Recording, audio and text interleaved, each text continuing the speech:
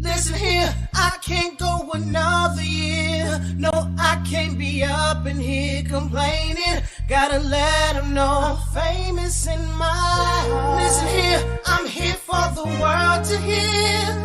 And I'ma make sure they know what my name is. I just wanna end up famous in I'm so their serious, heart. probably why they be so damn curious, they furious. Easy got these ladies on some silly shit. Now what the dilly is, I'm going all out. Hey, I'm the talk of the town, why y'all just saw a mouth? Here's a story about my quest to be rich. I'm like Beyonce and Kelly on some Destiny shit. Mr. 6 Mile, look me up, I'm somewhat a dream. Got my city like an addict, guess it's somewhat a fiend. For my team, anything less is uncivilized. Surprise, I'm seeing this world through clear eyes. And haters only make me more inspired to bless. On the clock right now, what the hell is the next? Like that feeling in your chest when you're ready to leave. Like that memory you had, you just couldn't believe. And we always got a little ammunition for y'all, cause we remember when they wouldn't even listen at all. Listen here, I can't go another year. No, I can't be up in here complaining. Gotta let them know I'm famous in my heart. Listen here, I'm here for the world to hear. And I'ma make sure they know my name is. Wanna love something with me too. In 97 on Gunston and 6 Measy, the streets made a natural born hustler. Believe me, drop real with it. That was my first EP.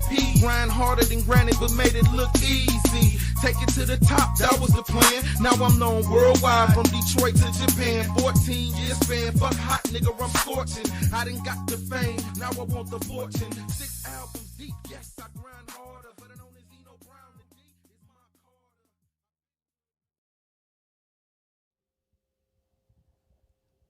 And ladies and gentlemen, welcome to another episode of the Jackson Report. We doing it a little different this week.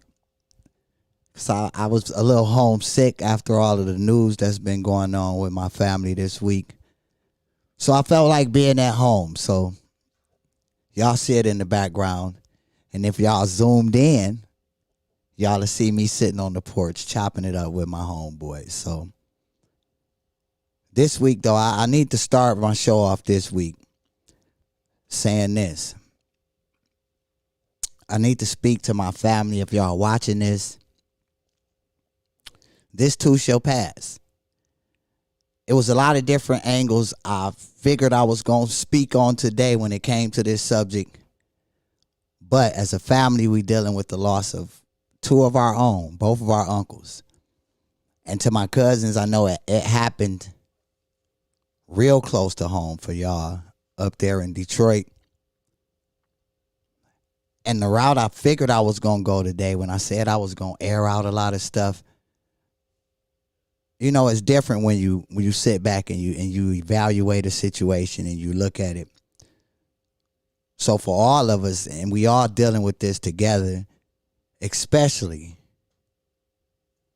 for my aunt, I know this is hitting her harder than all of us. So, during my prayers, as well as I'm praying for all of us, my whole family, that we get through this ordeal. Because one thing about it, cherish the time you have with people while they're here. Give people their roses while they're here. And I'm just glad that I got to see him right before he left to come to Detroit. And we talked every day when he was there. And I spoke with him that Friday before all of this happened. But just like a cousin told me, because I was a bit upset about the whole situation, a cousin told me, who are we to try to alter God's plan? God's plan is a divine one.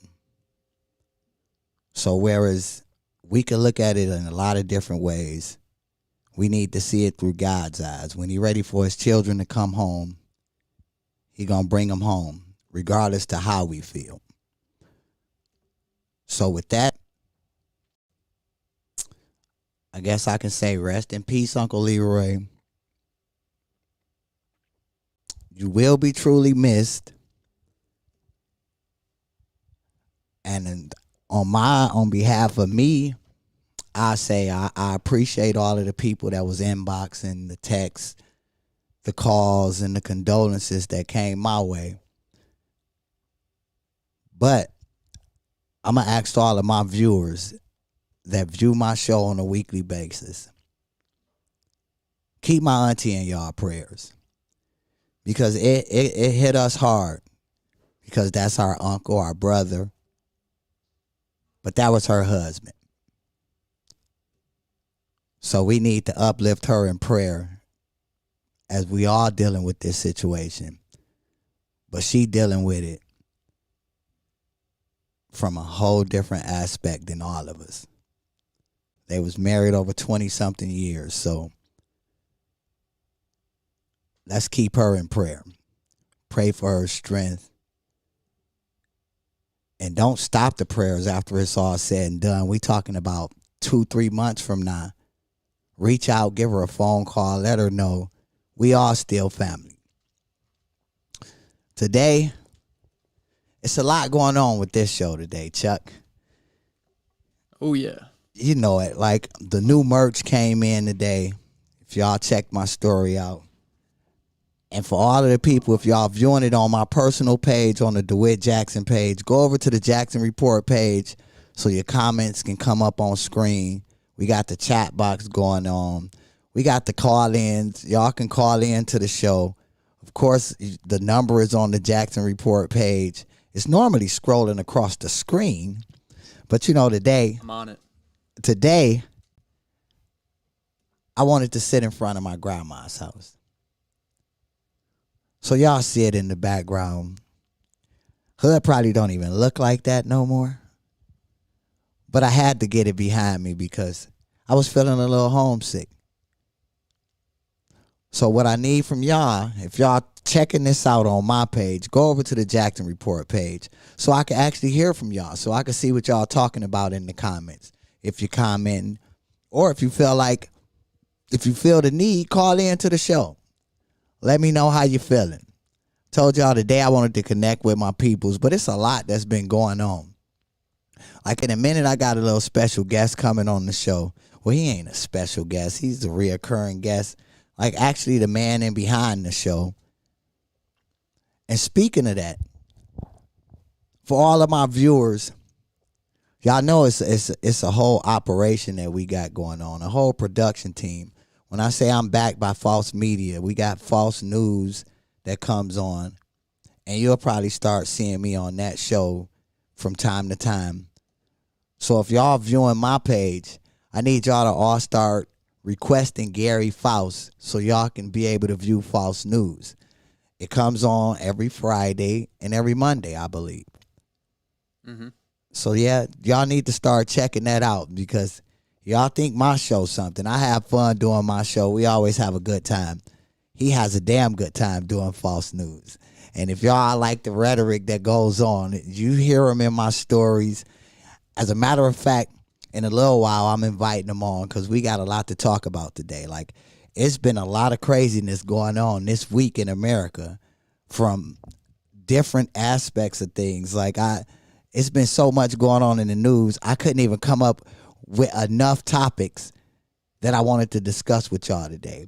From internet dating to the stuff that went on at the Capitol. And I really was going to go into what went on at the Capitol, but I think at this point, that situation done got so drawn out. We can go so many different ways. We could speak on it in so many different angles and aspects from, oh, well, you could say they didn't do it like that when it was BLM and they was ready for us. Here's my thing with that. And I'm going to go a little further into it as the show progresses. But I do want y'all to understand something. That's Washington, D.C., the capital. The main capital. Y'all really think they was not ready for those people when them people got there. But that's a whole nother story that I think all of us are not trying to see because we keep doing the comparison from the protesters at the Trump rally to BLM. But really, we shouldn't be trying to compare it. We should be looking at the deep picture, the bigger picture behind that. You really think that those people weren't just allowed to walk into the Capitol? Y'all really think they broke into that mug? If y'all take a close look at all of the pictures and you really think about it, the Capitol is so close to where the president himself actually is. Y'all think it wasn't well protected and well guarded? That's just something to ask yourselves. I'm not a conspiracy theorist by no means. I'm just a logical thinker, common sense. You really think a law enforcement officer, as much as we can't stand the police, you really think that them sitting there, and at that point it would have been a freebie because they're invading the Capitol? Or do y'all think it was allowed to happen for a bigger agenda? That's just something I need y'all to have on y'all mind when y'all viewing this show today, because we're going to go through a lot of different angles of what went on, and we're going to speak on a lot of different stuff. Especially today, I got to go into the whole internet dating thing, because at least, well, down here, Texas, we wide open. But in Michigan and in other states in the country, they on lockdown. So it's kind of hard meeting somebody if all of your clubs closed and all of the restaurants ain't allowing dine-ins. So how do you meet people? You got to get with this new age thing. All of these different sites, from Hitch to Match.com, Zeus. It's so many sites that people getting on. And my thing is, I'm just curious to know, is it actually working for people? Like, I, for one, have not met anybody that has personally, I mean, I see it on Facebook, but I have not met no one personally that says they met their significant other on one of these sites or got married off one of these sites. So I need different people's opinions on how they look at, how does internet dating seem to y'all? Because to me, it's almost like fishing for real. You throw your hook in, you throw the bait out there, and you never know what you're gonna catch. You might throw your bait out there in a sea full of bass, so you think, and you catch an alligator. So it's hit or miss with that to me. And my thing is, I can't be the only one that has this viewpoint. I think it's more than just me that has this viewpoint. So later on in the show, I need people to call in and give me y'all opinions on how y'all feel internet dating is. And furthermore, today, I really need to make a point when I was speaking on my uncle. See, the thing of it is we look at it in a lot of different ways. People can say it was this, it was that. But you never know what's going on with a person. You never know what a person feeling on the inside. So far be it from us to ever try to be basically like we're detectives and thinking we know exactly what caused and how it was, because that man could have been going through some things that he just wasn't talking about with none of us. So I say that to say, you can't take back spoken words, people. And you can't live life with regrets. So I'm saying that to people so we can get this and understand. Cherish people while they're here. Treat people like you would want to be treated yourself. Think before you speak. Because that person you yelled at today could walk right out that door and be gone in an instant. And now you got to sit back with all these regrets of what you woulda and coulda and shoulda said. So that's just something I really wanted to get off my chest and address to y'all. Because sometimes I have regrets on things that I've said or I should have said, or words I wish I could take back. So the older I got, it made me think before I speak. Sometimes Out of pure anger, you'll say things. And when you calm down, you're like, God, dog, I shouldn't have said that this way. Or I should have said that different. Especially when it's towards somebody you care about. Or say you care about. Love can take us in a lot of different directions. And when you hurt and you love somebody, sometimes you say things to make this person feel how you feeling. Doesn't make it right. In a lot of instances, it might not make it wrong either. But what you want to do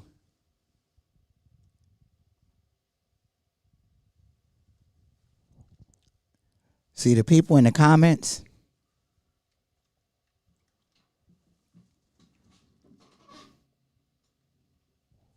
All of the people that be jumping in the chat box and y'all be having so much to say. I need y'all to hit the line so I can hear what y'all talking about. Because to be hosting a show and paying attention to my peoples and trying to read comments and all of that stuff, it could be fun. But that's why I got the whole number scrolling across the screen so you can actually reach out and get in touch with your boy personally. Like, who is that in the comments, Chuck? We got Jessica Cruz. Right on, Jessica. And Bam Bam Graham. Bam Bam, what's up, bro? Oh, that's my bromo. My bromo in there. That's right. Like, I say things like and last night, if my brother Danny, if you watching it, you and Rue, shouts out to y'all. They're my MVPs. Cause last night, I can admit something. We live on the air. I can admit something. Last night I got blackout drunk. And that was the first time ever I have been blackout drunk to where it was a whole scenario that me and Danny talked about earlier. And I didn't remember not a thing of it that was going on. So shouts to them because they made sure I was straight. Because yesterday I had my moment over my uncle. And Danny and them made sure I was good. So all my fam, if y'all come to Austin, y'all got to meet my fam down here because they really held me down last night. Of course, I woke up on the bathroom floor at like 2:40 in the morning and didn't remember. It had to escalate real quickly because I didn't remember eating. I didn't remember being on the couch. I didn't even remember my bro Ivan showing up. It just was, last night was a fun night. But like they said, what goes up must come down because I turned way up. I think I broke the knob twice last night. But if you're in the comments, reach out and call the show. Like, see, Chuck, I need you to tell me because these names coming up in purple. Oh, yeah. It's still Bam Bam and Jessica. Oh, yeah? Can you read the chats? Yeah, I mean, somewhat. Like, what is they talking about? What it do, fam? Oh, yeah? Wasabi doggy. I'm here chilling with Jessica. We're stuck at work. Aw, that's Danny. No, that's Jessica. Jessica? Chilling with Jessica. Oh, yeah, Danny saying, what's up, doggy? That's Danny. Danny, the only person that called me doggy. What's good with it? So wait a minute, you and Jessica stuck at work? Okay, Jessica working the desk. That's what's up. Well, y'all break the rules. Go in the back and call. Y'all see my granny house in the background?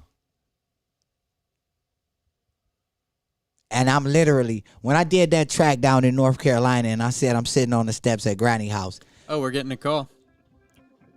From? Right on. Let me answer that.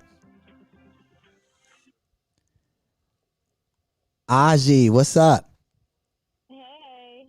Nah, it's ironic that you calling in because on today I'm speaking on internet dating, right? And see, you're gonna start laughing already. I needed to understand. I needed you to tell me what you think about internet dating because you know how I feel about it. I do. I mean, it can be scary at times. The person I'm currently dating, I met him off the internet. And so far, we're about 6-7 months in. And it's great. You just gotta be willing to take a risk, I guess. So basically, like shooting the dice, then, huh? I mean, yeah, because people. I've heard stories where they did go on an internet date and they end up dying. So it is like you said, shooting the dice. It's a risk. See, and see, that's my thing is this. I'm not used to it. Like, it take a brave soul to be trying to internet date, because I'm not. It make me feel like Desperate Dan when I'm on the internet. Well, it depends on what you're saying in the inbox.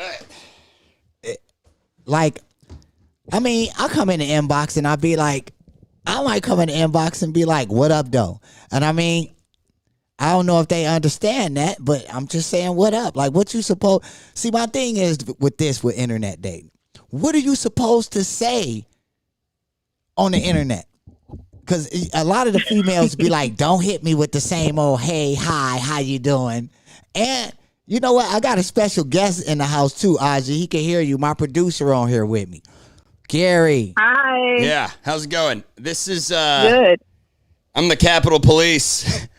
And we are here to party. See, Gary crazy, Aji. Hey, I got some MD 2020 by the way too. Special for you, my man.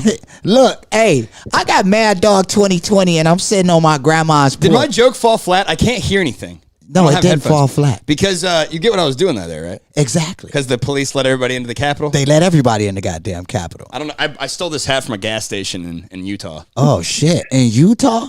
Yeah. You's a brave man. Yeah, those Mormons will shoot your ass dead. No, but now I'm asking Audrey how she felt about internet dating, and she actually met her beau on the internet. Oh, my God. Headphones? Why are you not talking to the mic? Do you not have a mic? Yeah. So we should. Well, talking to the mic then, Charlie, because all anybody at home can hear is just dead air. Right. Exactly. Jesus Christ. I set the liquor down. Oh my God, you're fucking fired, Charlie. Ajane, you got Charlie fired. I'm saying, Gary, if you want to hear what's going on the phone, you and DeWitt should switch headphones. You're gonna give him your headphones. Yeah. Oh okay. yeah.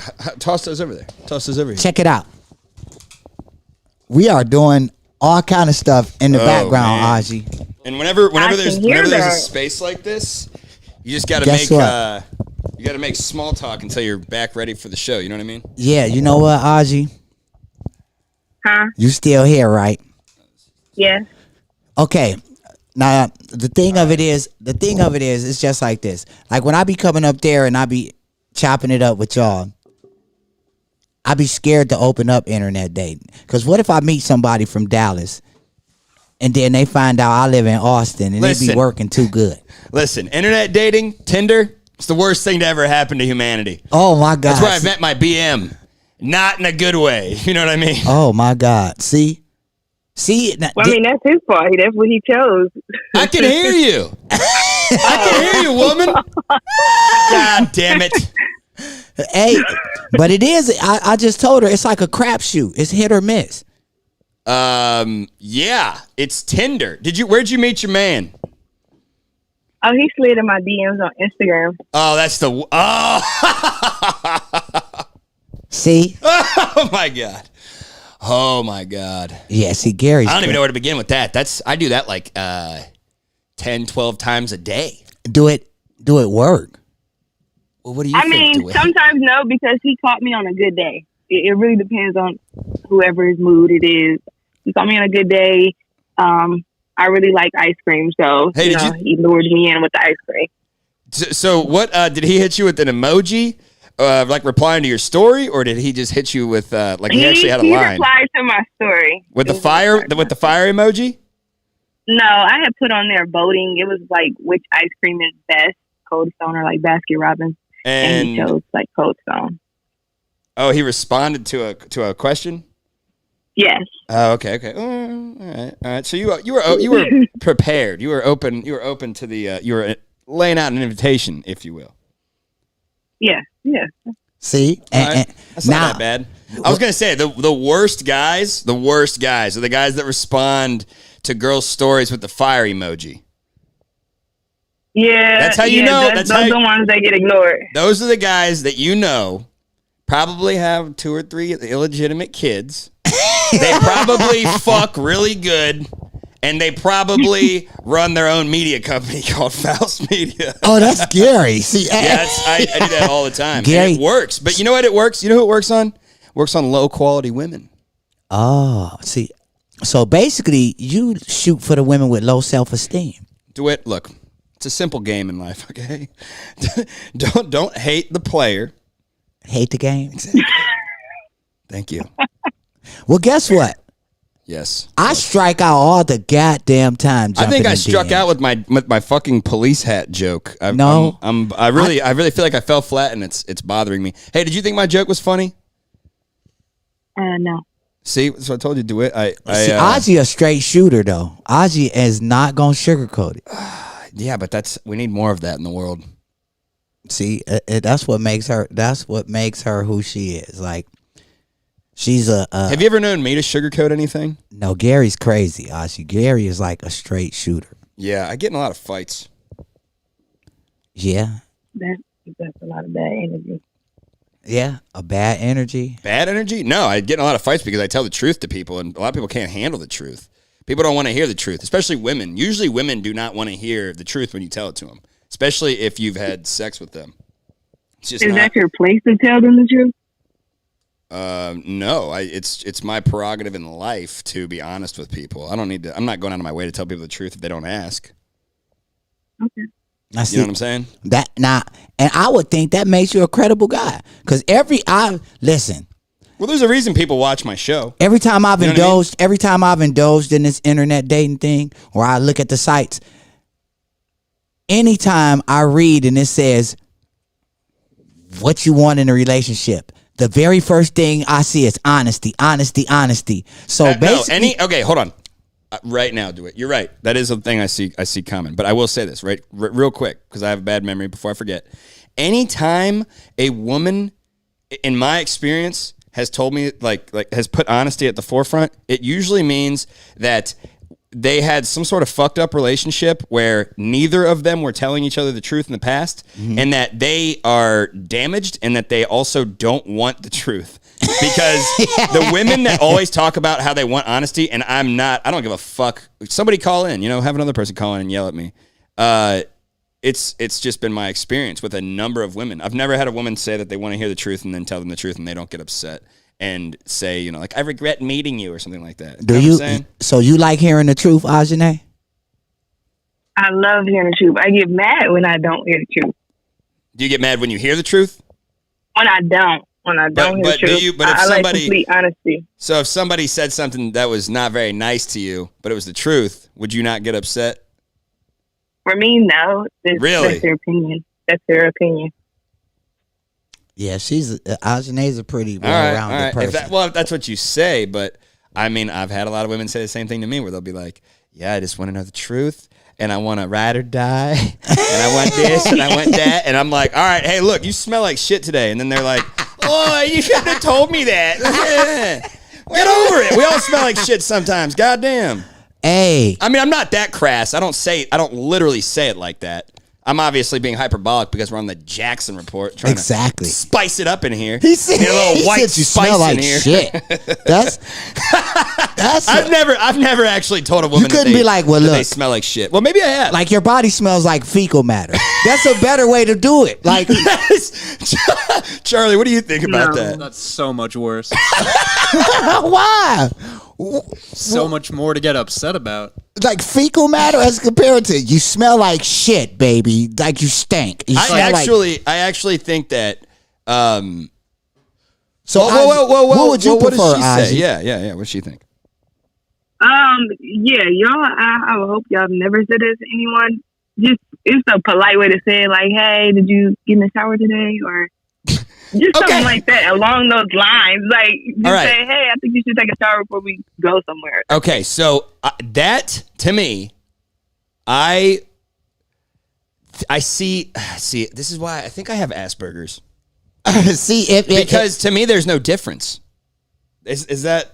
It is. It's like, did you take a shower today? Is more subtle. I don't have Asperger's, by the way. See me. The fault. I wouldn't say the fault that I find in that. The thing is, if you told a female, "Hey, did you shower today?" the very next day she gonna be like, "Why you ask that?" Yes. Then what okay. now what you say? Thank you. Now what you say when she say, "Why is you I asking?" would that? rather him tell me than someone else tell me, or just someone else. I don't know. I just rather somebody that cares about me tell me than somebody I really don't know. Then that's embarrassing. See, that's lies. This is lies. You're lying. Look, here's the thing. If your man tells you that, hey, before we go, do you think you should take a shower? Then next thing you know, I'm getting hit with the triple jab, right cross, missing teeth, black eyes, and I'm like, oh yeah, sorry, honey. Oh my God, I'll buy you some flowers. That's what happens. Well, how would you want her to tell you like that? How would I want her to tell me? Yeah, if you were to smell. I'd be like, tell me I smell like shit. Just be like, hey, you smell like shit. Go take a shower. And I'd be like, all right. Who is that said, "Why aren't we watching our behinds every day"? Dawn Marie. Well, listen, a lot of females, check it out. Don, in the comments, Don Marie. You can't read that, DeWitt? It's purple. I don't see her. You see Are you, the background? what's that called, Charlie? Color, Yes, I'm colorblind. I'm colorblind Are you and really? dyslexic. It says, every day behinds are washing, aren't we? It's all fucked up to me. oh, God. Okay, anyway, so look, yeah, here's the thing. I've never had a relationship where being honest with the women went in a positive direction, ever. Now, see, and that's... and Lying, honest, I'll tell you this, the most successful relationship I ever had, right? built on lies, House of Cards. Exactly. It was a bullshit relationship. And you know how it ended? How? Peacefully. I never got punched in the face either. And guess what? Yep. This is why every man will tell you, when a woman asks you for complete honesty, you look that woman dead in her face, and you know what you do? You lie your fucking ass off, Yep. and you stick with the lie. Yeah, but see, here's the thing. Damn. Somebody said we as a people need to do better about basic hygiene. That's Don Marie. Don, you is fooling. You know who that is? Don, yeah, she stays in Alabama. She is clowning. So what they like in Alabama? The dudes in Alabama musty. Like they don't wear call in, Don. They don't wear cologne.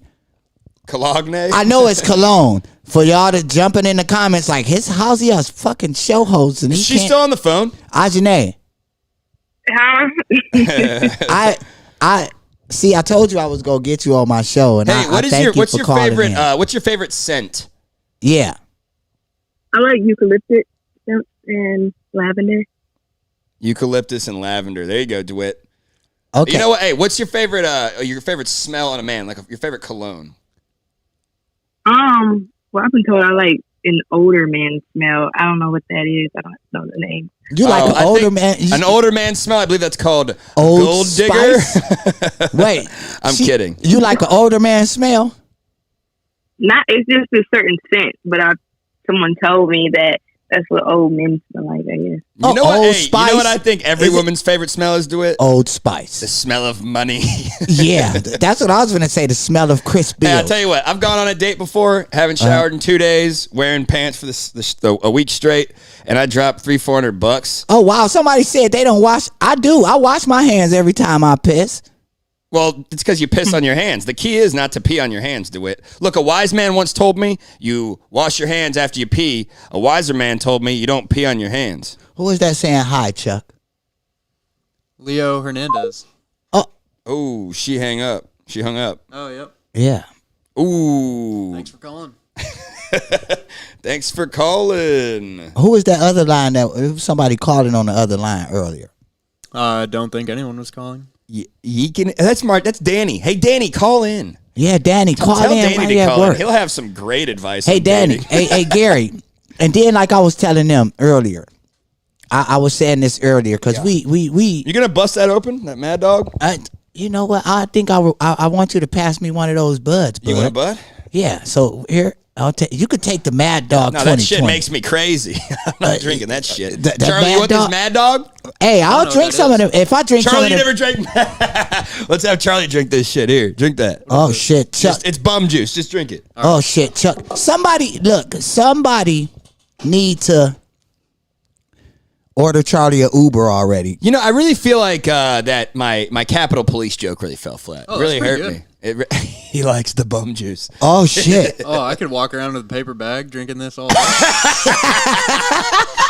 See, I told y'all, look, this week the show was lit, and I thank y'all. I thank my production team. Chuck, one of these days What do you we're mean gonna have still? We still got 25 minutes. What are you talking about? We gonna have Chuck popping up in here. one of these days we're gonna have Chuck walk in front of the camera so all of the ladies can see the most eligible bachelor in Austin. Danny, call DeWitt right now. Call the show, Danny. Call. Is your phone unlocked? Yeah. Call Chuck, Danny. You Call know how Danny. to unlock my phone, right? Danny's one of the funniest people I know. He's insane. 7114. Danny's crazy. Yeah. In a good way. He's crazy like me. He's a good guy. Hey, Danny. We about to chime your line, homeboy. Cause Danny them looked out last night. Oh yeah, I heard you blacked out. Yeah, I was fucked up. You never black out, huh? You drink responsibly. I do. I'm calling Danny. Calling Danny Martinez. Yep. I'm glad we're doing this internet dating thing. I know. It's a good move. Daniel. He gonna be scared. Scared. He's gonna be scared. I'm not alone in the office. Oh, he's not alone in the office. This shit funny? Who is that? Leo Hernandez. Hey, Leo, what's up? Leo, call the line.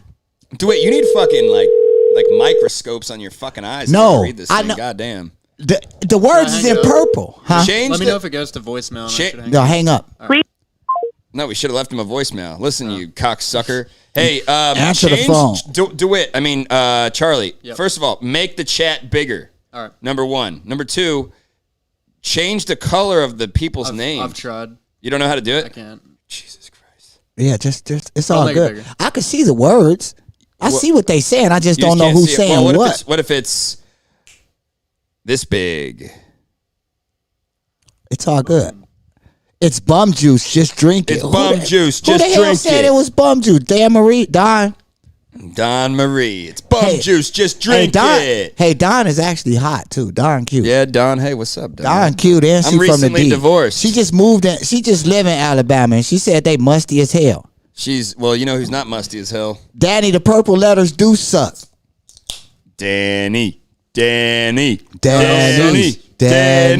Danny sucks. How you feel about it? Look, hey, but no, Gary. Guess what? Remember earlier we was on the phone and you got pretty riled up when we talked about the dude Jake getting his Jake Angeli, the guy Q getting Shaman, the guy getting Qanon Shaman. He's getting organic food.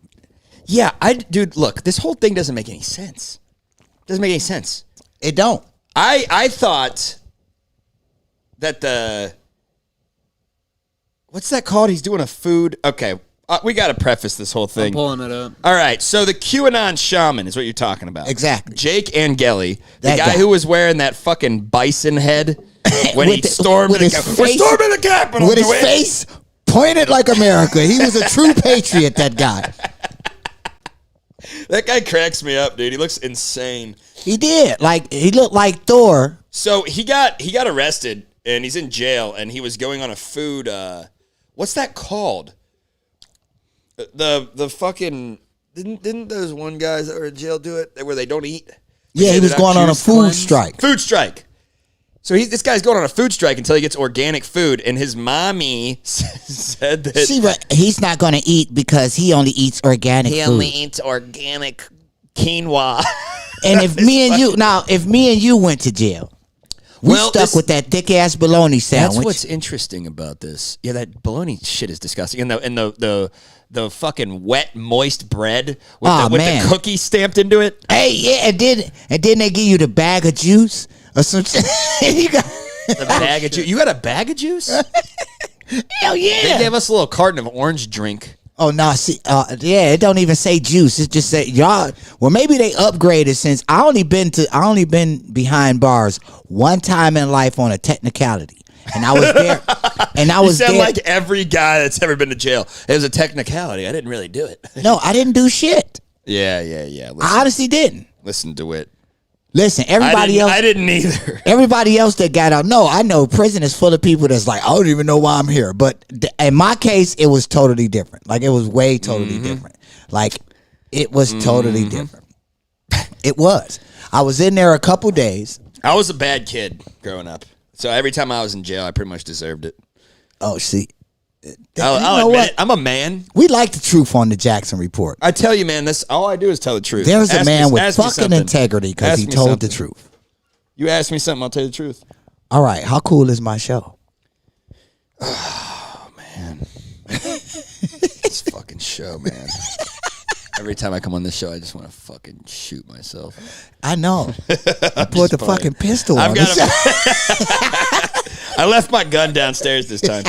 I have a pretty sick sense of humor. I love doing this show with you, man. I have a good time. I'm glad we got this green screen going. Yeah. And we're going to have fun on Martin Luther King I Day. can't even speak today. I've been doing that all day. I know. And he we gave are the going wrong. to have fun on Martin Luther King Day on Faust News on Monday, the 18th. Exactly. 18th, And I told everybody, I've been telling all my peoples, like, if you view my show, request Gary.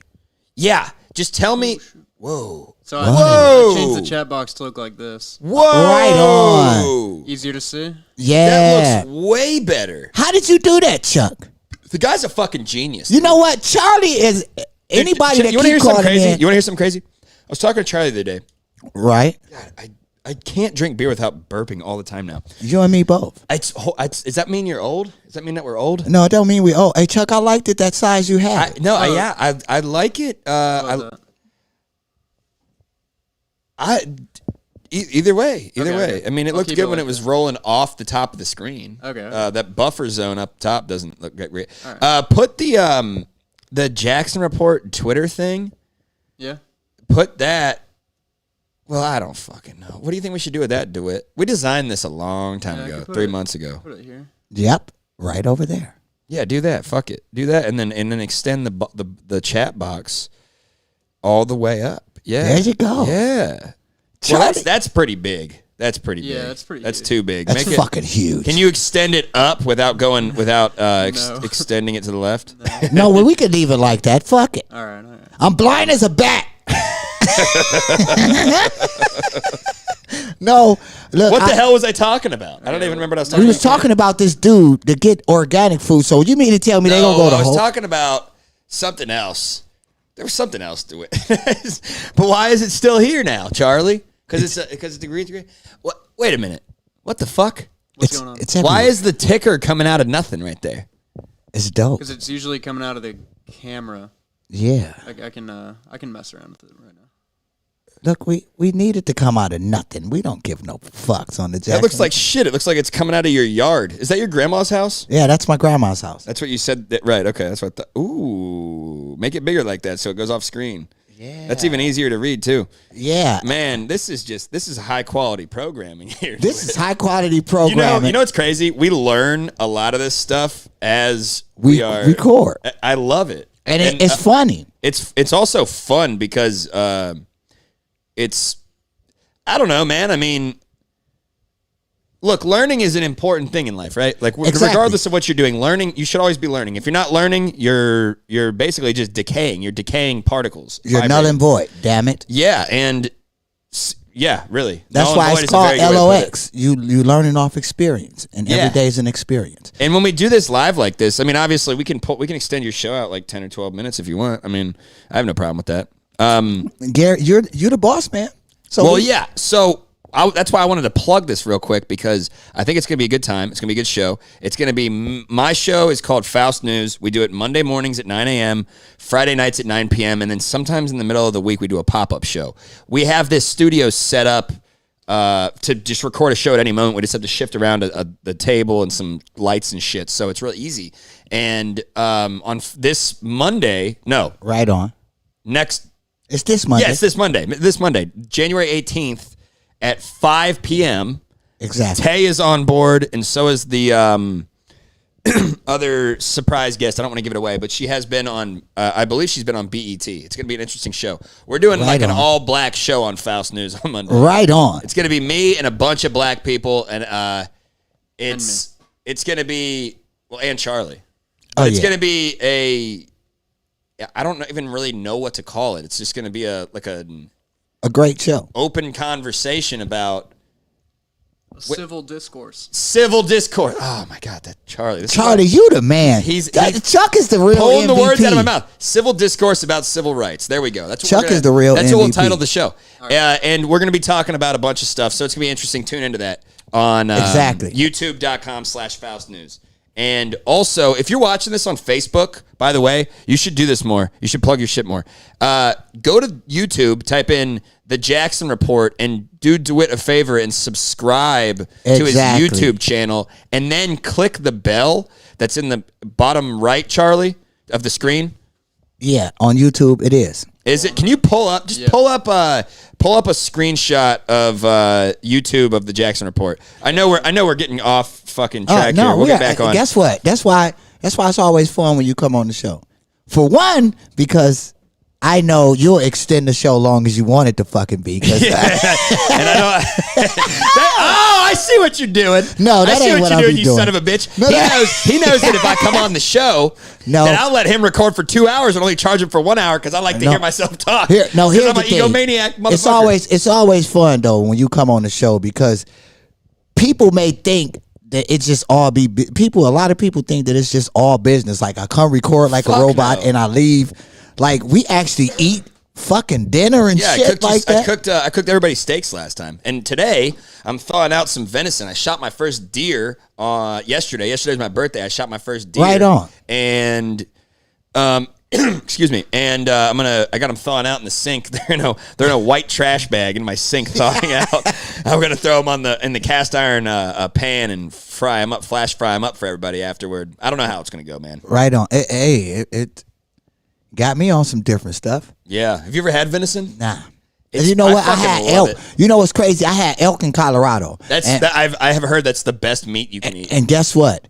I was fucking it up until my daddy told me what it was. I'm talking about they had elk chili, elk burgers, all that. I was eating chili dogs, burgers, and fries, and I was fucking it up. And then he said, "Oh, so you like elk?" And it seemed like it just quickly was like, that's what this is? He got you, huh? Oh no! Like and immediately, I'll do that same shit to my son. He'll be like, "I don't like fucking honey ham," and I'll be like, "All right, this is turkey," and he eat it. Like, good luck. He eat it. Good luck tricking me, buddy.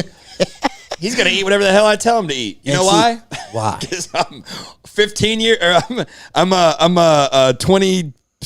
25 years older than him. Yeah, Lil Gary though is the truth though. Lil Gary, he act just like you because if he fucks with you, he fucks with you. But if he don't, he'll look at you be like, "Hey, this is such and such." And he'll look and keep it moving. Like, yeah, I wasn't able to talk to him yesterday, unfortunately. It took him a long time to start shaking my hand. I remember that. Like when I first, you know who out of all my friends who he warmed up to immediately?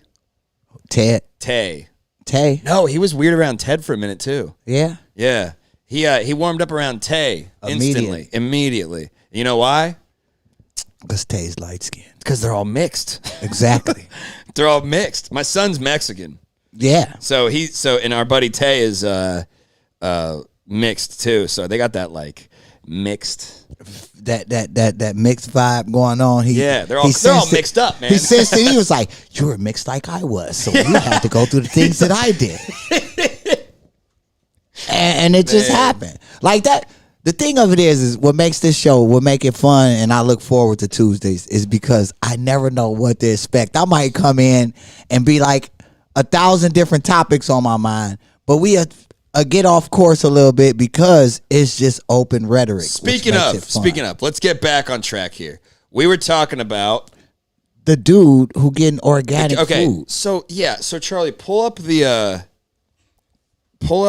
article talking about this because I'm not. DeWitt told me this morning. Yeah, I was at work. So tell me when what you know about this. He was arrested on, was he arrested on terrorism charges or just some rioting charges? Just rioting charges. Okay, that's probably right. I don't think they're terrorists. Nah, they wasn't terrorists. I think it was just rioting charges. And his mom wrote in like, he hasn't eaten since Friday because they won't give him organic food. I got a question. Why is this even news? Exactly. I guess to show, to like mock it, to make a mockery of everything. Like, why would they even make this news? It's almost like to push an agenda. Read that? Can you read that? Charlie, zoom in a little bit more. Can you read that, DeWitt? Yeah, he stormed the U.S. Capitol. All right, you want to read that off to people, or how you want to do this? You can do it. You want me to read it? Yeah. Because I got that fucking news voice. You got that news voice. All right, so the QAnon believer who stormed the U.S. Capitol building while wearing a fur-covered horned hat will be given organic meals in jail after refusing to eat regular food provided by the lockup. A lawyer for Jake Angeli, 33, who also goes by the name Jacob Chansley, or Qanon Shaman, said during his initial court appearance on Monday that he was refusing to eat while behind bars because of his strict organic diet. Arizona Magistrate Judge Deborah Fine ordered U.S. Marshals to work with his attorney to resolve the issue, which they did by agreeing to serve him organic food, a local ABC affiliate reported. We will abide by the judge's order, a U.S. Marshal told the local television station, adding that they'd provide him food that meets his high dietary restrictions. That's fucking crazy. Listen, I love the New York Post. My favorite news outlet is the New York Post, by far, because of the way they talk. Listen to how they keep writing this. The nutjob's mother, Martha Chansley, told the Arizona Republic newspaper after the court hearing that her son gets very sick if he doesn't eat organic food. Angeli, who turned himself into authorities on Saturday, was photographed wearing face paint and a horned hat, marauding through the halls of the Capitol building with other followers of President Trump's on Wednesday. When he returned to Arizona after the siege, Angeli told local news outlets that he wasn't worried about what he did because he didn't believe he had broken any laws. Oh, what? Wow. How do you not break laws fucking breaking into the Capitol? I'm not really all that worried about it because, in all honesty, I didn't break any laws. I walked through open doors. Hey, guess what? Now, speaking of that, open doors. That's actually, hold on. It's actually true because remember, when you said the FBI was The FBI knew about this. They knew. That's big news, DeWitt. I know. We were taught, dude, okay. Now, you and I were, I was in disbelief when I saw this. I was on the phone with you this morning. Exactly. And you were telling me, what did you say? You said, I wonder if they're setting up Trump or something. I said, this is what I said. And here's the thing. For all of the people that's watching this, we could hate President Trump for how he divided the country or here's the thing. Not being a conspiracy theorist, did Trump divide the country or was he just a scapegoat for the real agenda? I 100% believe it's the latter. FBI, here's the thing. He might have exacerbated the division, but it was already there. All he did was fuel the fire of something that was already happening. And the thing of it is like with the whole Capitol thing, we could either look at it in one or two ways. Either we could look at it and keep trying to compare it to BLM, and I just said that earlier. We can't do that because of the simple fact of BLM was a whole different cause, and this was a cause, I honestly believe, by the federal government to ruin this man's legacy because they knew. So you think it's a conspiracy? Yeah, they knew he was trying to run again. When you told me that, I thought I could see it. I think that's possible. I don't think Trump is the end-all, be-all, white supremacist racist that some of these people are saying he is, because they've pinned every racist thing they've pinned to him. I mean, that's crazy, man. Like they're acting like this guy is some sort of a fucking like he's in control of everything. It's just crazy. Yes, but here's the thing. Before we go into this, people forget that years and years before Trump even ran for president, Trump was being seen with all of the damn rappers. He was at all of the Democratic things, and then they throw this man into the presidency. And he also donated a bunch of money to the NAACP. Exactly. And the thing of it is because he became the president, the leader of the free world, now he's the puppet. They can use him for the real agenda they're trying to push because you see it behind us. I think that I don't think Trump's racist. I think he's just a huge asshole the way he talks. I think that's he's what from it New is. York, dude. What do you expect? Like all My New dad's Yorkers from New York, and he's an asshole. Dude, your dad from New York? Yeah, you met my dad. He's fucking crazy. Man, his dad is but he cool as shit though. Like he cool as shit. Like He loves Trump. My dad loves Trump. See? And did my dad come off as a racist too? he didn't. Like no, I like Fuck no, he's not, honestly, if I had to pick my 4 people for a bar brawl, it would be My dad is a fucking lunatic, dude. I remember when I was a kid, I was probably, oh man, I must have been like 8 years old, 9 years old. I got my dad used to have this Jeep Cherokee. Yeah. And he picked me up from school or some shit, right? I hop in and there's just red stuff all over the seatbelt and on the seat. And I was like, what is this? And he was like, Just ride, boy. just don't worry about it. I was like, what the fuck? to fuck somebody up. And then a while later, turns out he got in a fucking brawl at a bar and like beat some guy over the head with a fucking chair. So he went out to happy hour and fucked somebody up. All right, kids, I'm going out for happy hour. I'll be back later. Bow, bow, bow, bow. All right, don't ask any questions about happy hour. Everything went fine. Happy hour was really fucking happy. That's what it was. Hey, you crazy. But seriously, I honestly, the fact that the FBI knew about this. Oh, okay, so that's what we got to explain. So we were talking, and you told me you thought that you were like, man, I think this might be a setup because it's weird as fuck. If you look at the videos, the police literally let them in the fucking. And then it was pictures coming up of the police with their phones and the protesters and the police taking just stand fucking there. selfies. It doesn't make any sense, man. And the FBI knows everything, and Exactly. they. Here's the title of this one here. DeWitt, FBI defends actions despite reports it ignored, quote, warning at the U.S. Capitol. So they knew that people were going to be trying to do this shit, and they didn't let it happen. Hold on. See, here's the thing. Hold on. So the number one thing that's important here is that this is evidence that if this was pre-planned by all these crazy Trump QAnon people prior to the event, then Trump did not call for it. If it was already pre-planned, that's just he like couldn't have this. called for it. That's just like me and you could be like, everybody watching the show, let's storm capitals all over the country. If these Right? if they listen to us, That's on them, not us. that's on them. So how is it that this man, okay, we've been listening to his rallies, all these for 4 years. So at this time, everybody know he been talking about voter fraud, voter fraud, voter fraud. Do you think there was voter fraud? I think, man, listen, ever since the Al Gore and the Bush election way back then, I honestly think 2000? in 2000, I honestly think voter fraud happens in every fucking election. I 100% agree. Like, I think it happened in every fucking election. Yeah. It's just the fact of you got sore losers. Hey, they out-frauded you this election. That's how it looks. Okay, I see, like, I see you what, I see just got out-frauded this election. Yeah, okay, fair enough. Basically,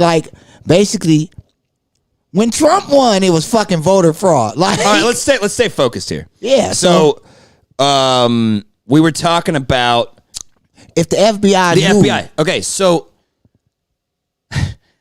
the FBI. I want to point this out. I've been going on a tirade lately, telling people about this shit. The FBI, right,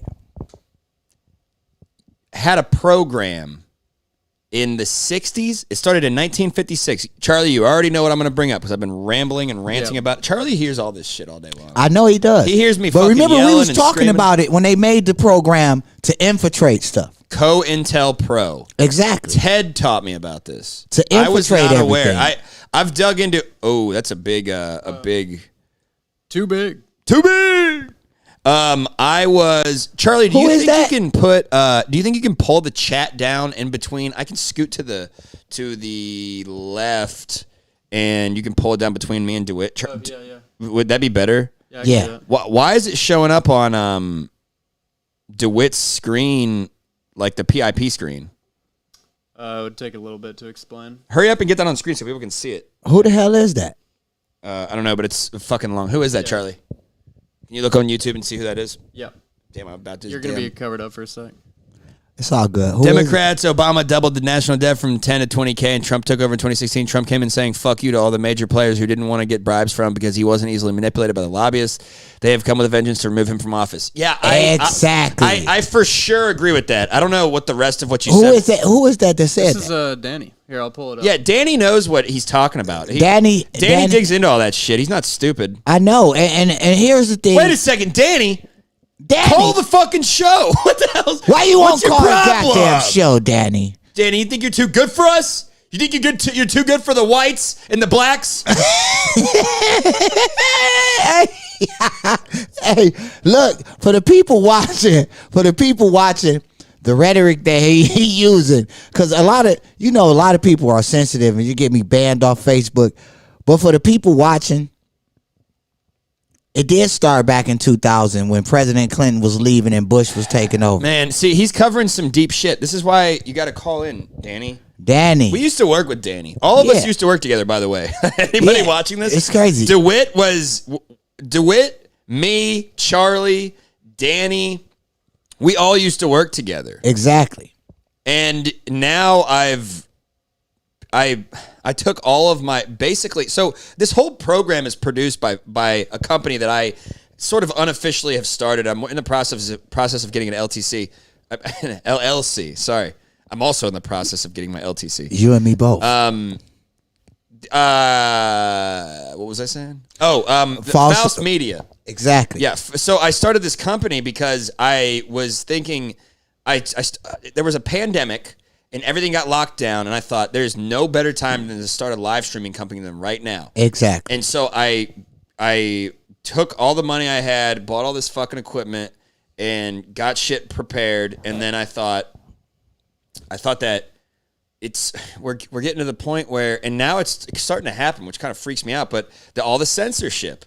And we're getting to the point where people aren't going to be able to have conversations anymore, which is why I like doing these. Yeah, I'll always come on your show whenever you want. Exactly. But the reason I like doing my show is because I talk about a lot of stuff that people don't want to talk about. And on Martin Luther King Day, we're going to talk about a lot of stuff that people don't want to talk about. We're going to be talking about racial epithets and interracial dating and everything that's related to race that all these people these days, this generation is so sensitive. They make it so sensitive and make it like for instance, with me and you sitting here. And you know who it is, by the way? Dude, I never get hate from black people. Exactly. I occasionally get hate from Mexican women. I think it's just because they want to have sex with me. And I almost always get hate from white people. Why? Dude, it's because you work for InfoWars? Oh, my God. I can't believe that happened. You better clear that up. I don't want people thinking I work for them. Listen. He don't work for InfoWars, but that's just a reoccurring joke because they wanted to pummel him. We're bouncing all over the place again, but last May, Charlie and I were covering something on Faust News. We were covering the May Day protest rally, and these people surrounded me, and they had their little communist flags, their red flags, and they were all covered their faces and shit, and they were like, "You work for InfoWars, get the fuck out of here!" And I was like, "What? I don't work for InfoWars. I know that I've met the people that work at InfoWars. I've partied with them. I've met everybody in the media around here. I don't give a fuck if you're left or right or what your deal is. As long as you're not I'm a media mogul. As long as you're not in the fucking Ku Klux Klan or the Black Hebrew Israelites or ISIS, or like somebody that wants to kill me. Exactly. I don't really care what you do. I don't care if you're left or right. Anyways, that's beside the point. Anyways, these people accused me of working for InfoWars and then tried to fight me, and I had to square up with like a mob of 20 people, and then they didn't fight me, which... Wasn't you with Tay? No, it was just me and Charlie. Oh, wow. Yeah, that was it. I had no backup. Charlie, I already told Charlie, too. I was like, if they start beating my ass... just record it. I was like, don't help me out. I carry a pistol on me, and I also got a blade, so it would have been a bloodbath. Somebody would have got shanked. It would have been a bloodbath. Somebody would have got shanked. They would have thought they were playing. Went down to 10. They would have thought they were playing fucking Lord of the Rings or whatever those motherfuckers are into. Oh, the fucking this.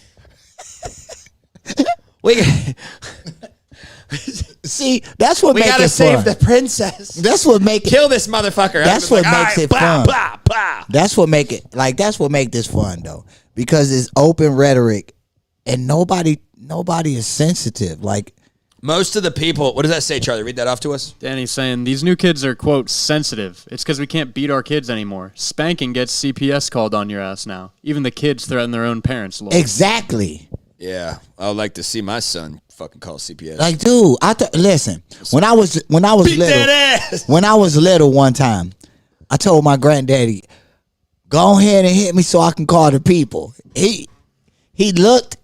He said, "I'm gonna call him for you, cause you finna need him," and fucked me up. Like, like, look. Now, I think I tried to threaten my parents one time with something like that. Because I never got my ass beat. I got spanked all the time. I got spanked every week until I was probably fucking like old. Like they were whooping my ass for a while, but I never got. Like speaking beat. on that CPS, like black families will y'all like fist fight each other. Oh yeah, we would get fucked up. That shit is crazy, and nobody will call nothing. I think that's why black people are so good at fighting. Yes, For real. like no, seriously, like it'd be a whole fight, a brawl at the family cookout, and nobody would be mad about it. I love it.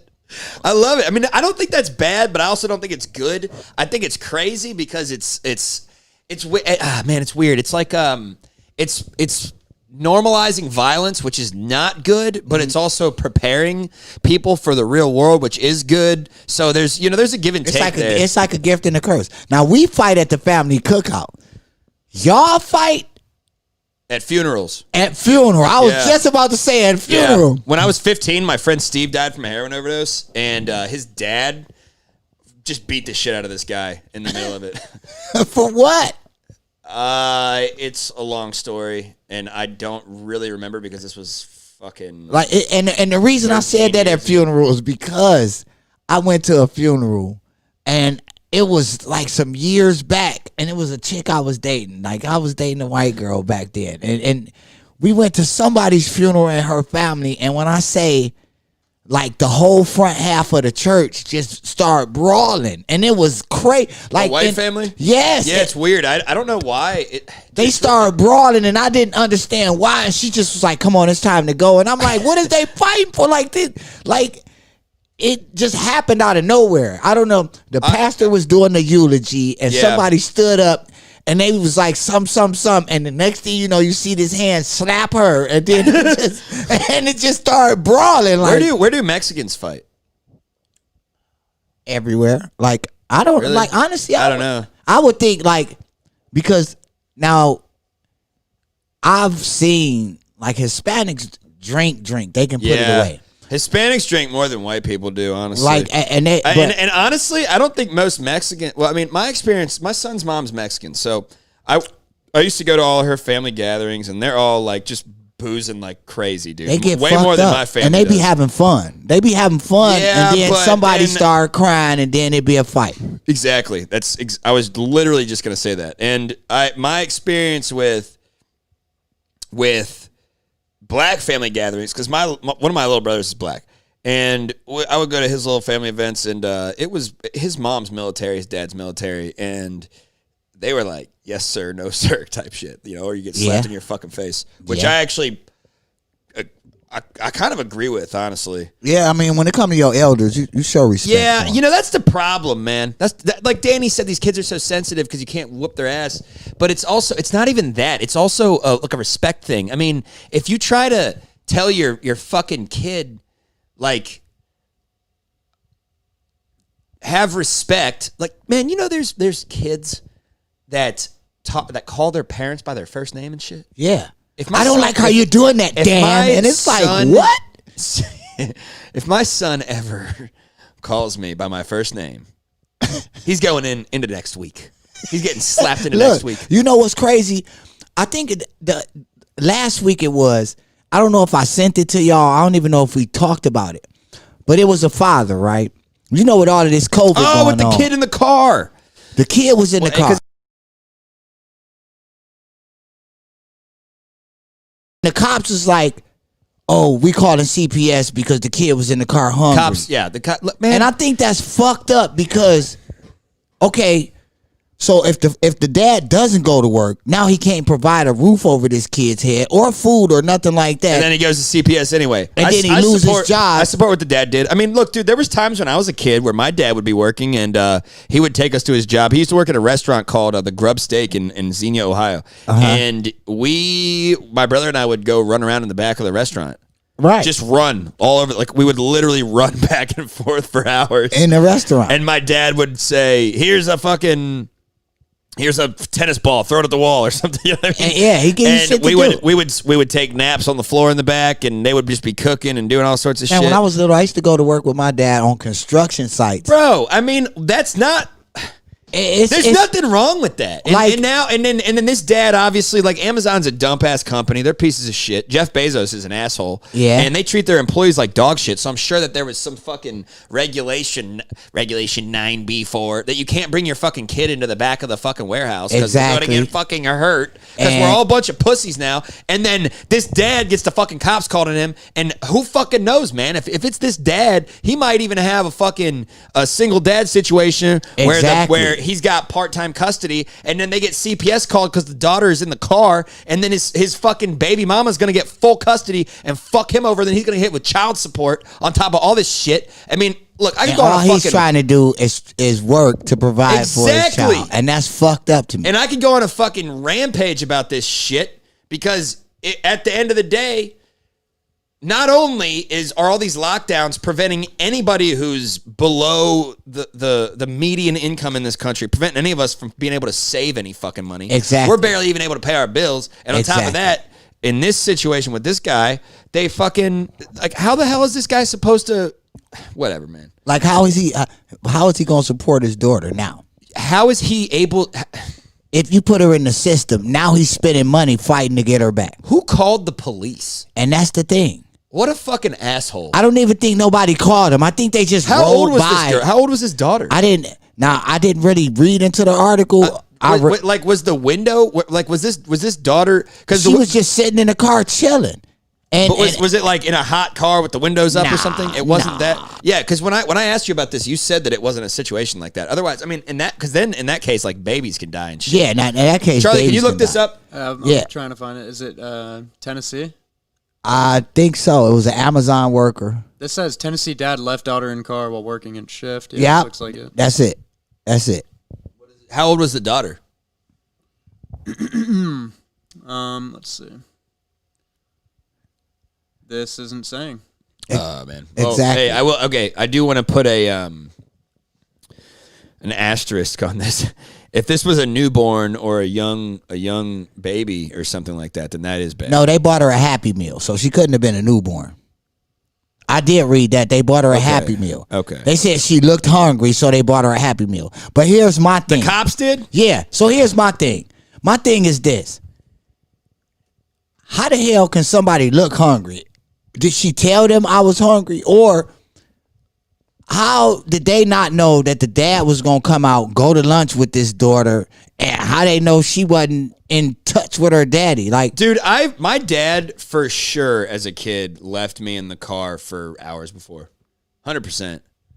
I'm not kidding at all. I mean, I don't have like obviously, you know my pops. You met exactly. Him. He's crazy, but he's not a bad guy. No, he not. And he never deserved ever, dude. My dad never did one goddamn thing that ever deserved the cops to be called on him. Exactly. You know what's crazy? Let me roll you a beer here real quick.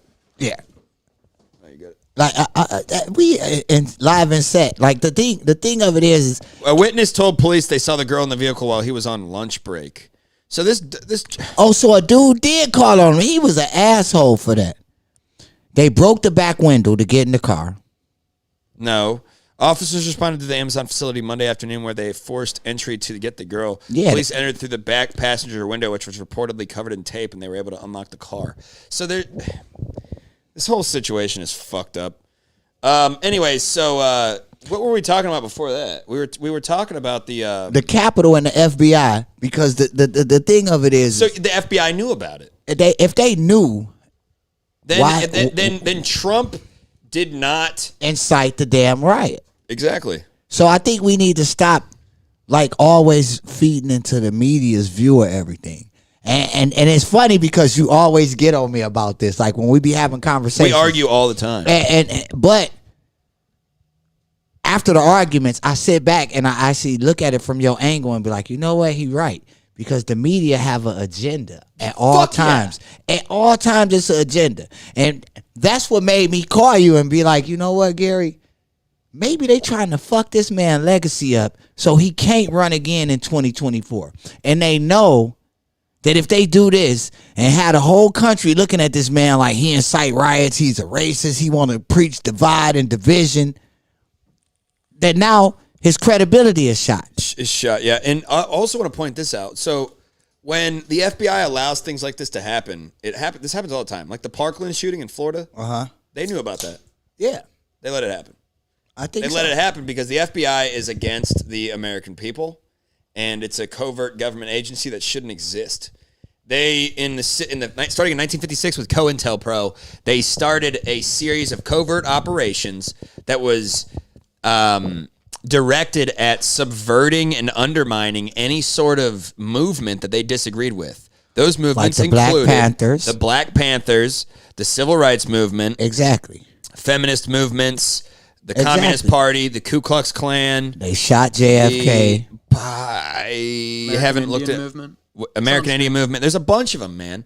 They subvert all these movements. This is not some sort of the FBI is a white power organization that's preventing these things from happening. Because, like I said, they also prevented the Ku Klux Klan from making any sort of headway in anything. This is a totalitarian government in the making.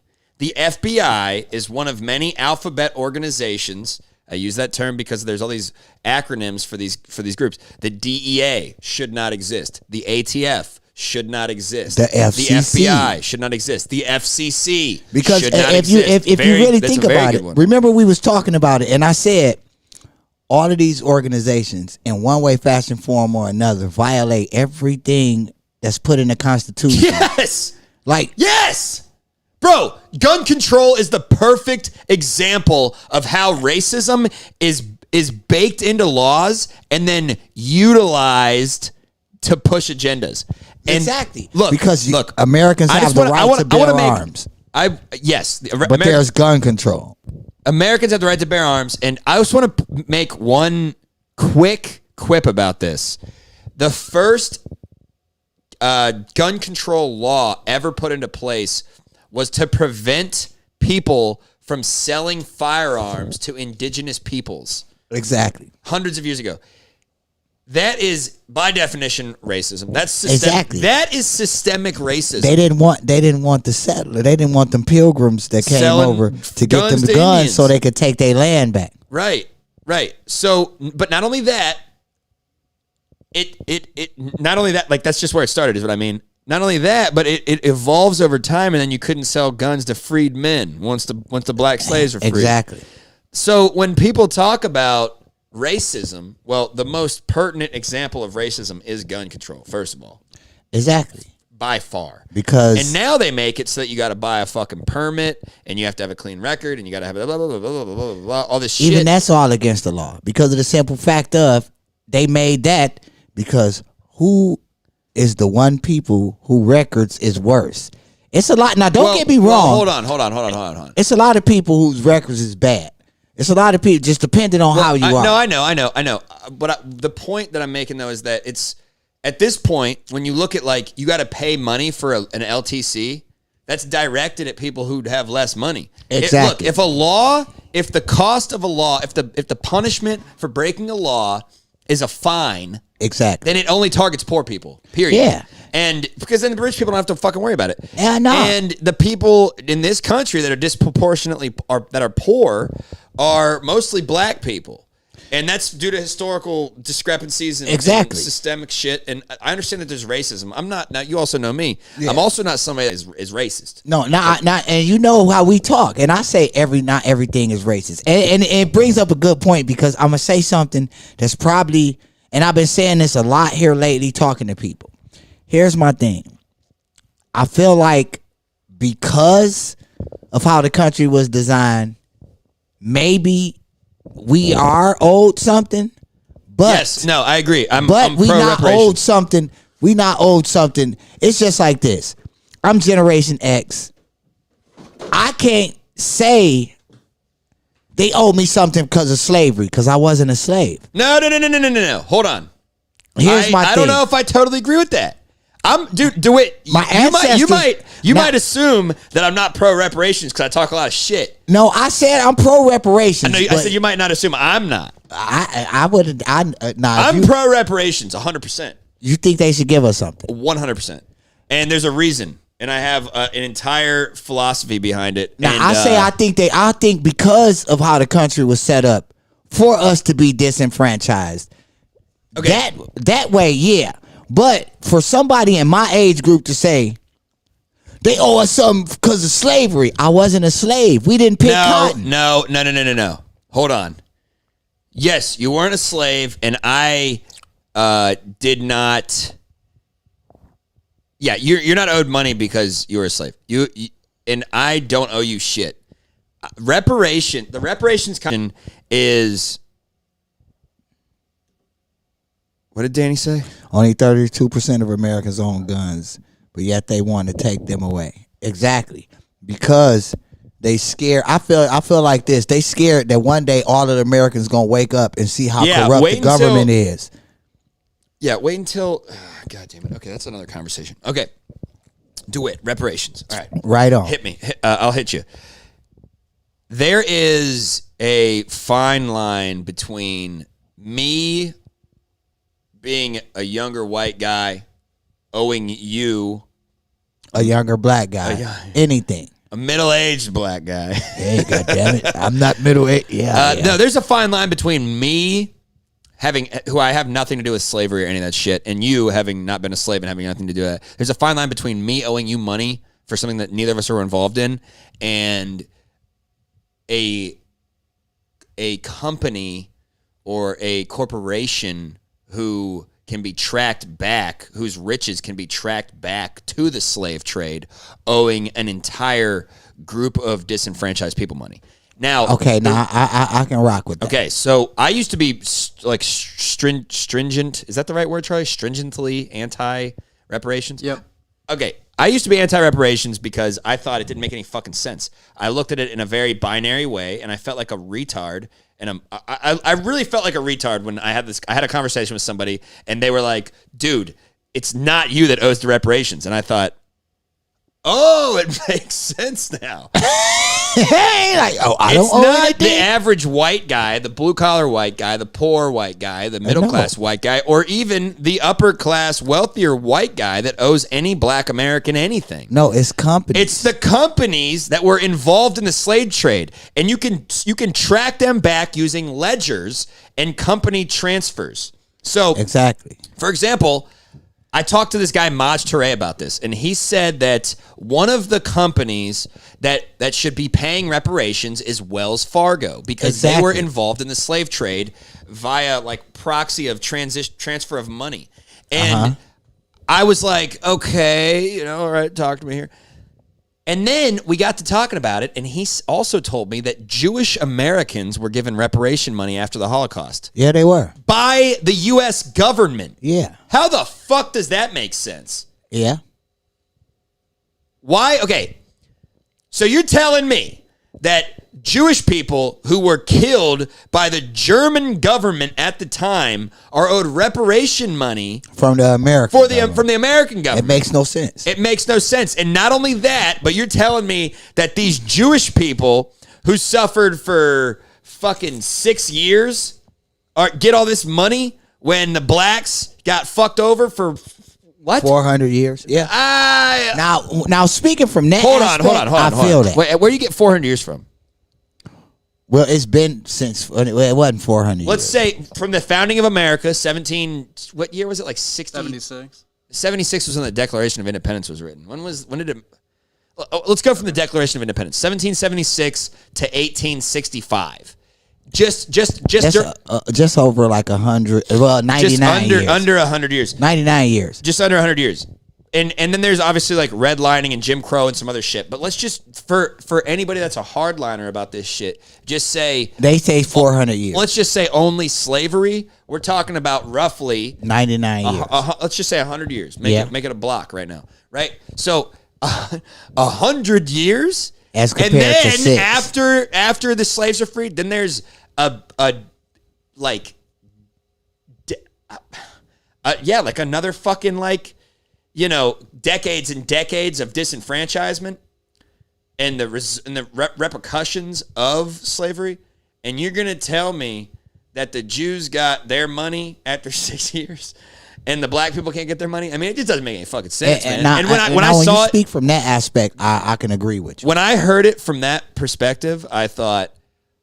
And see, you just enlightened me and put a different perspective. Well, I just thought it was crazy, man. I mean, because with me, this is what the reason why I said I felt how I felt, because I feel like all of our these leaders, and maybe that's the aspect they're coming from, but I feel like they spend too much time running around talking about y'all owe us this, y'all owe us this, y'all owe us this. And it overshadows a lot of the main issues that's going on with us right now today. Like who are you talking about? What kind of leaders are you talking about? Because a lot of the leaders in the Democratic Party don't give a fuck about black people at all. Exactly. I know that. I'm not talking about the government. The Republican Party. I'm talking talking about our black leaders. A lot of them. You're like Jesse Jackson? Motherfucker doesn't care about black people at all. I think we should jogatize. The guy that make up words. No, not who? him. Jesse Jackson. He's making up words? He make up words all the fucking time. You know who I like? You know who I like? I always, what's funny? I'm fucked up. I always end up liking all the black leaders that clearly hate white people. Those are the ones I end up liking. Like Malcolm X, clearly racist. I think he was racist. I think he hated white people, but I like him. Hey, so like you the way he like talks. You like Nat Turner then? Nat Turner was like, kill it all, kill them all, kill everything white, kill them all. No, I don't. Actually, I'm not familiar with Nat Turner. Yeah, look. I've up heard Nat the Turner. name, but anybody talking about killing other people is a piece of shit. So no. And you know who I really don't like is I really, really don't like Tariq Nasheed. Who the hell is he? Man, I know more about the culture than you do. Exactly. No, I only reason I know about this is because of journalistic enterprises. Charlie, pull him up. I like Louis Farrakhan also. Yeah, big fan. Farrakhan. I like him. I also don't think he likes white people. I think he's racist. but I like his delivery and his demeanor, and I also personally abide by the ideology that I think pretty much everybody's racist in some way, and we're just all it's like a natural human instinct, and that it might be it might be exacerbated by society and the way things operate, but we have to come to terms with our own racism at all times. I mean, that's not Tariq Nasheed, that's Louis Farrakhan. He pulled up Louis Farrakhan. He always has those fancy ass bow ties too. I'm always like, fuck. Yeah, this fucking guy. He's dressed so nice. He said he liked the bow ties. But yeah, I think we got to come to terms with it, man. I mean, like I do. I know you have racist thoughts, all the and time. I do too. And All the I think time. everybody does. Listen, all the time. every. Here's the thing. In America, here's the thing. Everybody of a different ethnic group has had a racial thought. For sure, a racist ass thought. I mean, and even if it's towards their own people. Like, I've heard Mexicans say it. I've heard Mexicans say, Mexicans are the most racist people I'm so sick of these wetbacks. And it's like, damn. How do you spell it, Gary? Hey, sis. Tariq Nasheed. Hey, sis. How you doing? Okay, I got it. Nasheed. Hey, we loving the new merch. We loving it. Is she the one that made it? Yeah, that's awesome. Look, here's the thing. I need you to make me a large because that XL, it's like drapery on my body. I had her. I pulled up her whole site on my show last week. This guy right here. Luxuries by Neat. DeWitt. This guy right here. Tariq Nasheed. Yeah, this guy. Look, again, another sharply dressed black man. But everything he says is vitriol, man. I'm telling you. Right. Go to his Twitter page, Charlie. Everything this guy says is fucking racially loaded. He's super racist. Exactly. Super racist. You know who I hate? Who was that? Sean King. Oh, for real? I fucking hate that guy. He think he racist as hell. No, I think he's confused. What you mean? He's white. And he thinks he's black. You know what? And he's confused. I never even paid. I see his posts come up on my feed, but I never paid him. Thank you. What's her name? Anika. Anika, thank you, Anika. I appreciate that. Luxuries by Neek is her page, her Facebook page. Tariq Nasheed says a lot of provocative shit. Okay. And he's not always wrong. Don't get me wrong. I do not like him though. I think he's stirring shit up really bad. See, you know what I think? But he's not dumb. Right. He's smart. He has insightful comments. But that's what it like. Here's my thing: if you smart and you knowledgeable, and you steady pushing the agenda towards division, to me, I can't get behind that. Like the whole thing. Do you think I ever do that? No, I don't think you. I'm not. I do. Sometimes I talk a lot of shit. I don't think you push division to talk shit. Yeah, I think. See, here's the thing with you and people don't get it, and I've fully understood that the very first time we was having a heated discussion because you just passionate about your views, but on the same note, it's not a racist bone in your body. I mean, we could talk shit. Well, I mean, as a matter of fact, no, I have to highlight something because for people to understand how our relationship is. Your best friend is considered a black man. Your fucking best friend. Who? Tay. I'm not friends with any blacks. So, but the thing of it is, I'm kidding. The real. Oh yeah, my water. You getting water bottles? Yes, I got. Oh fuck yeah, dude. I got it all coming, bro. I told hell you. Yeah. She is doing her thing. Look. You get water bottles coming. Hey, I need a coffee mug. Get Anika, please. Can you make me a ceramic coffee mug? I tried to. I can. She make the bling coffee mugs. The what? The coffee mugs with bling on them as well. Like, bro, you got to look at her page. She make everything, bro. I absolutely coffee mugs. What I'm gonna start doing is rotating out coffee mugs for shows that I do, so I can plug each of my friends' businesses and just keep it running like that. Boom, boom, boom, boom, boom, boom, boom. Says on my next installment when I do the sports bras, because I think the next installment I'm doing sports bras, shirts, leggings, G-strings. Do G-strings. I'll hand them out at Red Rose. I will. I'm sis. I need some bikinis. Like I'm gonna do the bikini bottoms and sports bras. They could be dance outfits. Well, okay. So what were you saying? Because sometimes I feel like when I'm like you. Here's the thing. I feel like sometimes I talk too much shit. I think no, Gary. Here's the thing with you. Once I found out you was from the Midwest like I was, it gave me a whole different light. Like with you and Chuck, I don't look at y'all like, okay, I'm coming in the studio and I'm recording with my two white friends. I look at it like I'm recording with my brothers. Why? Because I feel like this. And I seen it happen. Y'all finding, oh, hell yeah. I'm getting Jackson Report coats. I forgot about that too. I'm getting it all, bro. Yeah. Man, you were going full throttle. I love it. Like the thing of it is I look at it like this. A motherfucker can see me and you and we'll have a heated ass discussion about stuff over different races and stuff like that. Remember the other day, even in front of your brother, when you was like, God damn it, DeWitt, I don't like stuff like that. You're pissing me off. And I just stood there calm. I walked away. Funny story. After that happened, I was like, when my brother's staying in the guest room, I go in the guest room, I go, hey, sorry about that. And he's like, yeah, that was weird. Yeah. I was like, no, it wasn't weird. We do that like every week. Every goddamn week. And the thing of it is a motherfucker hear us have a heated discussion and be like, because I think somebody was like, be careful. You don't want your show to get banned. I was like, what the fuck do you mean? Like, well, what if he say, fuck your show after that? I said, oh my God. I said, me and Gary had I'm worried about YouTube banning our shit. I'm not worried about me banning it.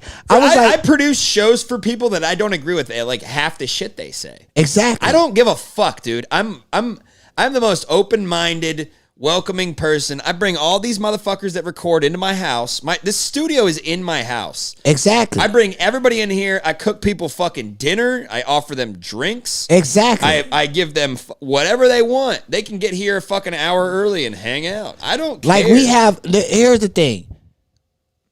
It's like a production team, but these are like my actual brothers. Me and Gary started off, I was like, here go my racist ass brother. People at the hotel used to be fucked up by that dynamic.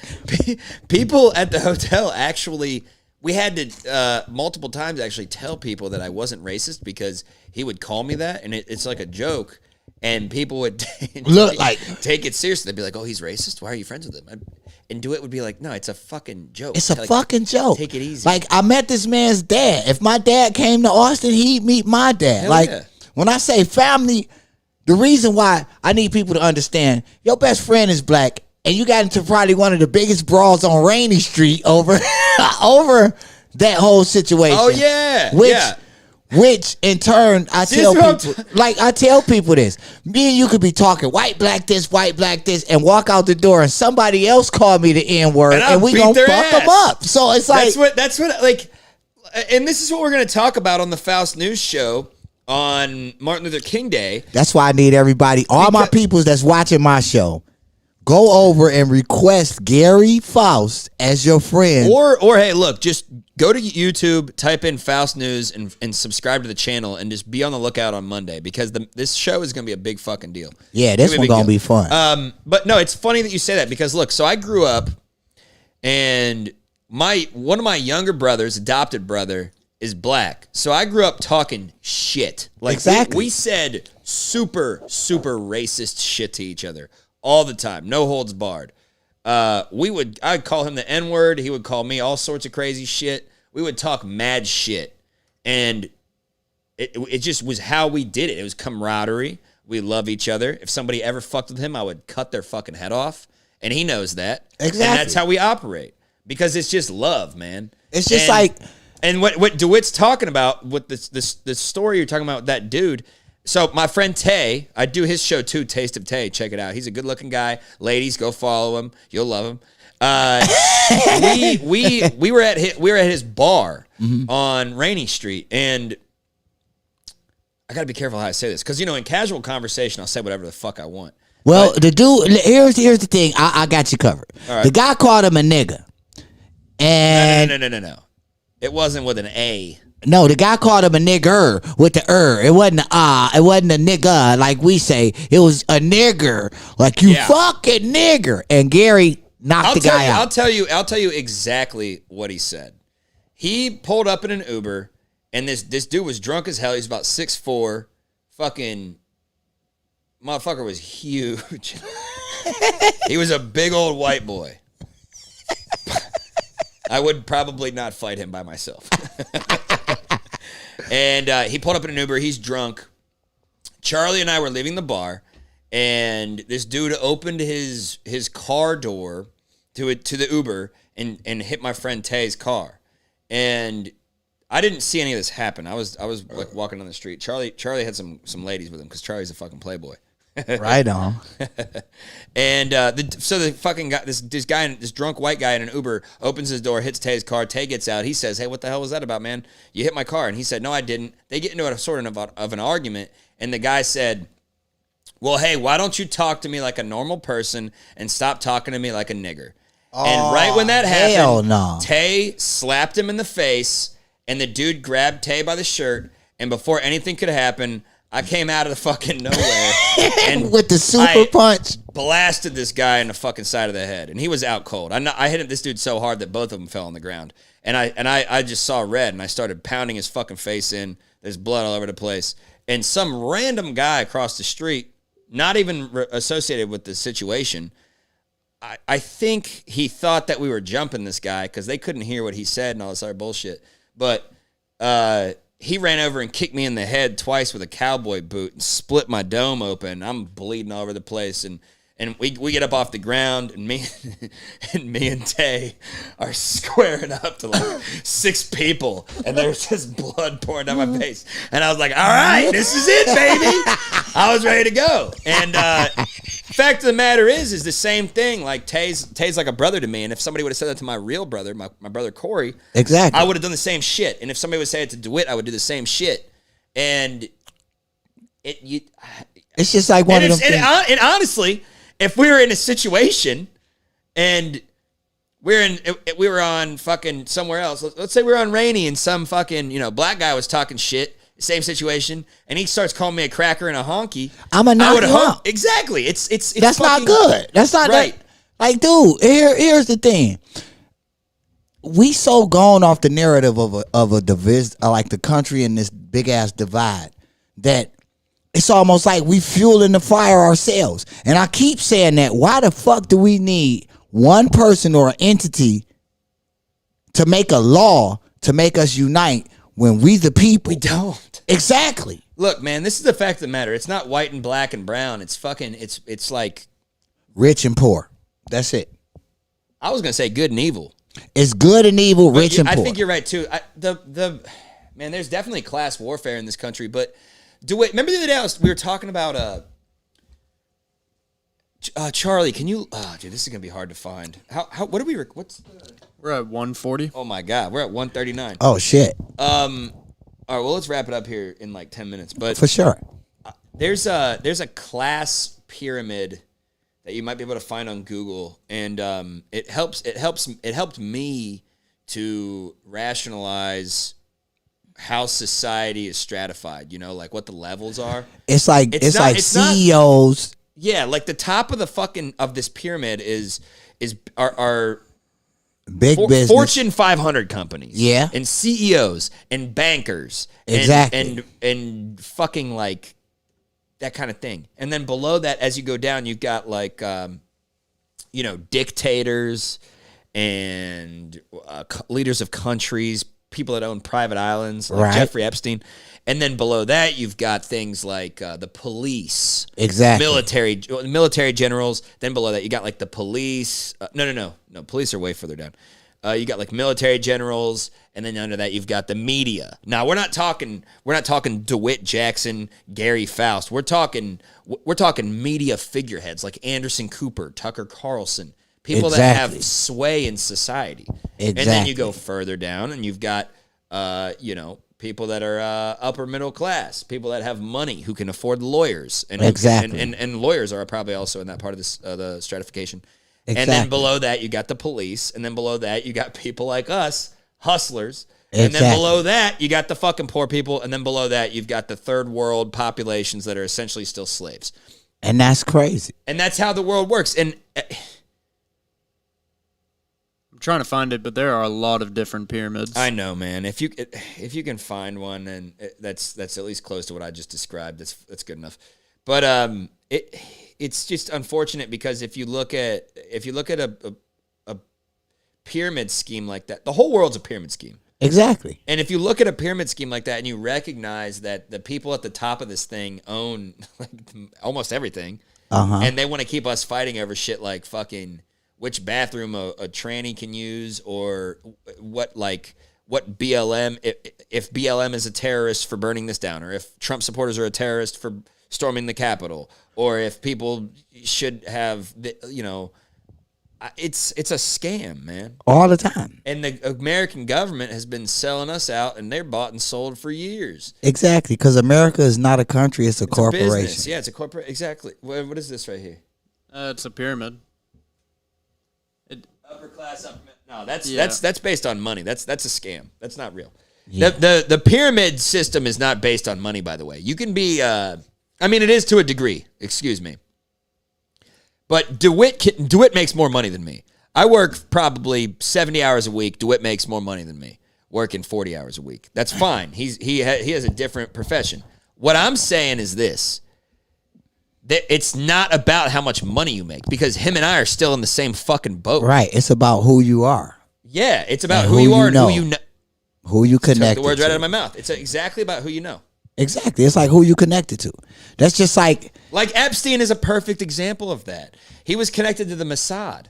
Exactly. You know what I mean? So he has these Jews backing him up, these like Israeli powerful Jewish people who can get him out of anything, just like Harvey fucking Weinstein, and he still ended up Exactly. going to jail. But my point is that it's like you can just take it so much further. DeWitt, how far can you and I take something, man? Not far. I'm a poor white, and you're a poor. I'm house poor. Excuse me. Yeah. I'm probably. I'm not poor. No. I'm only poor because I bought a house, but that's facilitating the function of my business. So Yeah. I'm like lower middle class. Let's say that. And Yeah. and you're Probably lower middle class maybe in too. the same boat, right? So like, how far can we take something, man? Eh, Not very fucking far. Exactly. Like And these motherfuckers are going out and raping fucking girls and having prostitution rings and doing whatever the fuck they want, and they don't have any repercussions. And then dude, because they get it brushed under the rug because it of who they pisses me know. the fuck off, dude. And then you know what it gets blamed on? When these fucking rich people are like, oh, it's white privilege. No, it's not. That's an argumentative. It's something that's created to divide people. Exactly. It's money privilege. O.J. Simpson got off because he's rich, not because he's white. Yeah. Exactly. Unless you know something I don't know, because O.J. Simpson was not white. We traded him. After he committed the crime. The black delegation, I think we traded OJ for Justin Bieber. All I'm saying is that they create. It's Danny talking shit. Yeah, All you I'm can't saying is afford that the OR. Poor ass Martinez. Exactly. All I'm saying is that these people create things for us to argue about. So They that we do. don't They stay create a focused on what the divide. goal I is. said that. Like, guess what?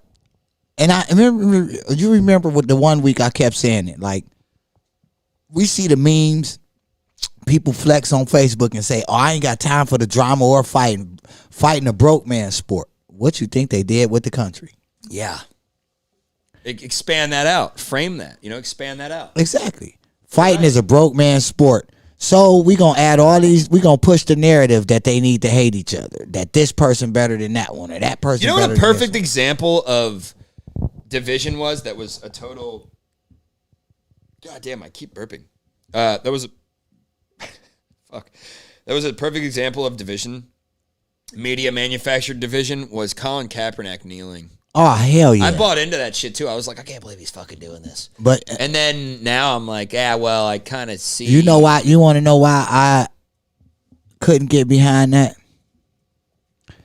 Because the season before that, if you go back and research it, the season before that, Tim Tebow kneeled at every game during the national anthem.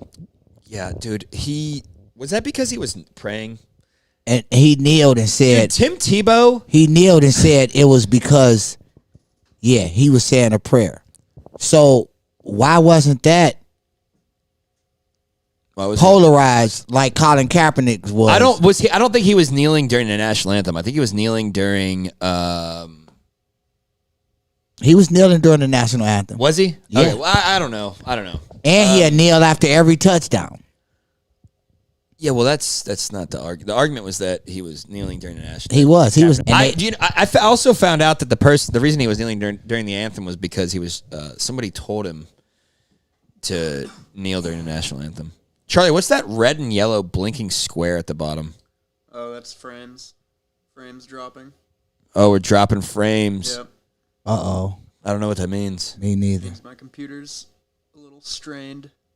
Okay, we're going to end this show. A little shaky. Now let's keep going. I want to see Charlie's computer explode. Yeah, let's make his computer just blow the fuck up. Was there other stuff we were supposed to cover? We were talking about FBI. Okay, so the COINTELPRO. You want to talk about that real quick and then wrap it? Yeah, we could do it. So what I was saying about COINTELPRO is that they've been infiltrating groups like these MAGA QAnon insane people for a long time. To push an agenda. Yeah, so why is it not possible that they're doing it this time again?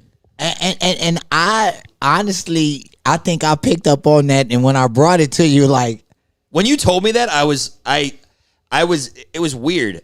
You said, I think they're setting him up, and I was like, I didn't respond immediately because I was looking through my news on my phone, and you said that, and I was like, I don't know. And the next story I scrolled to was the FBI knew about this, and I thought, holy shit, because if you look at some of the pictures, right, Now, imagine me and you rush the Capitol right now. The Capitol, even in Texas, and it's not the main Capitol, right? They would shoot us. We would get shot down. Immediately.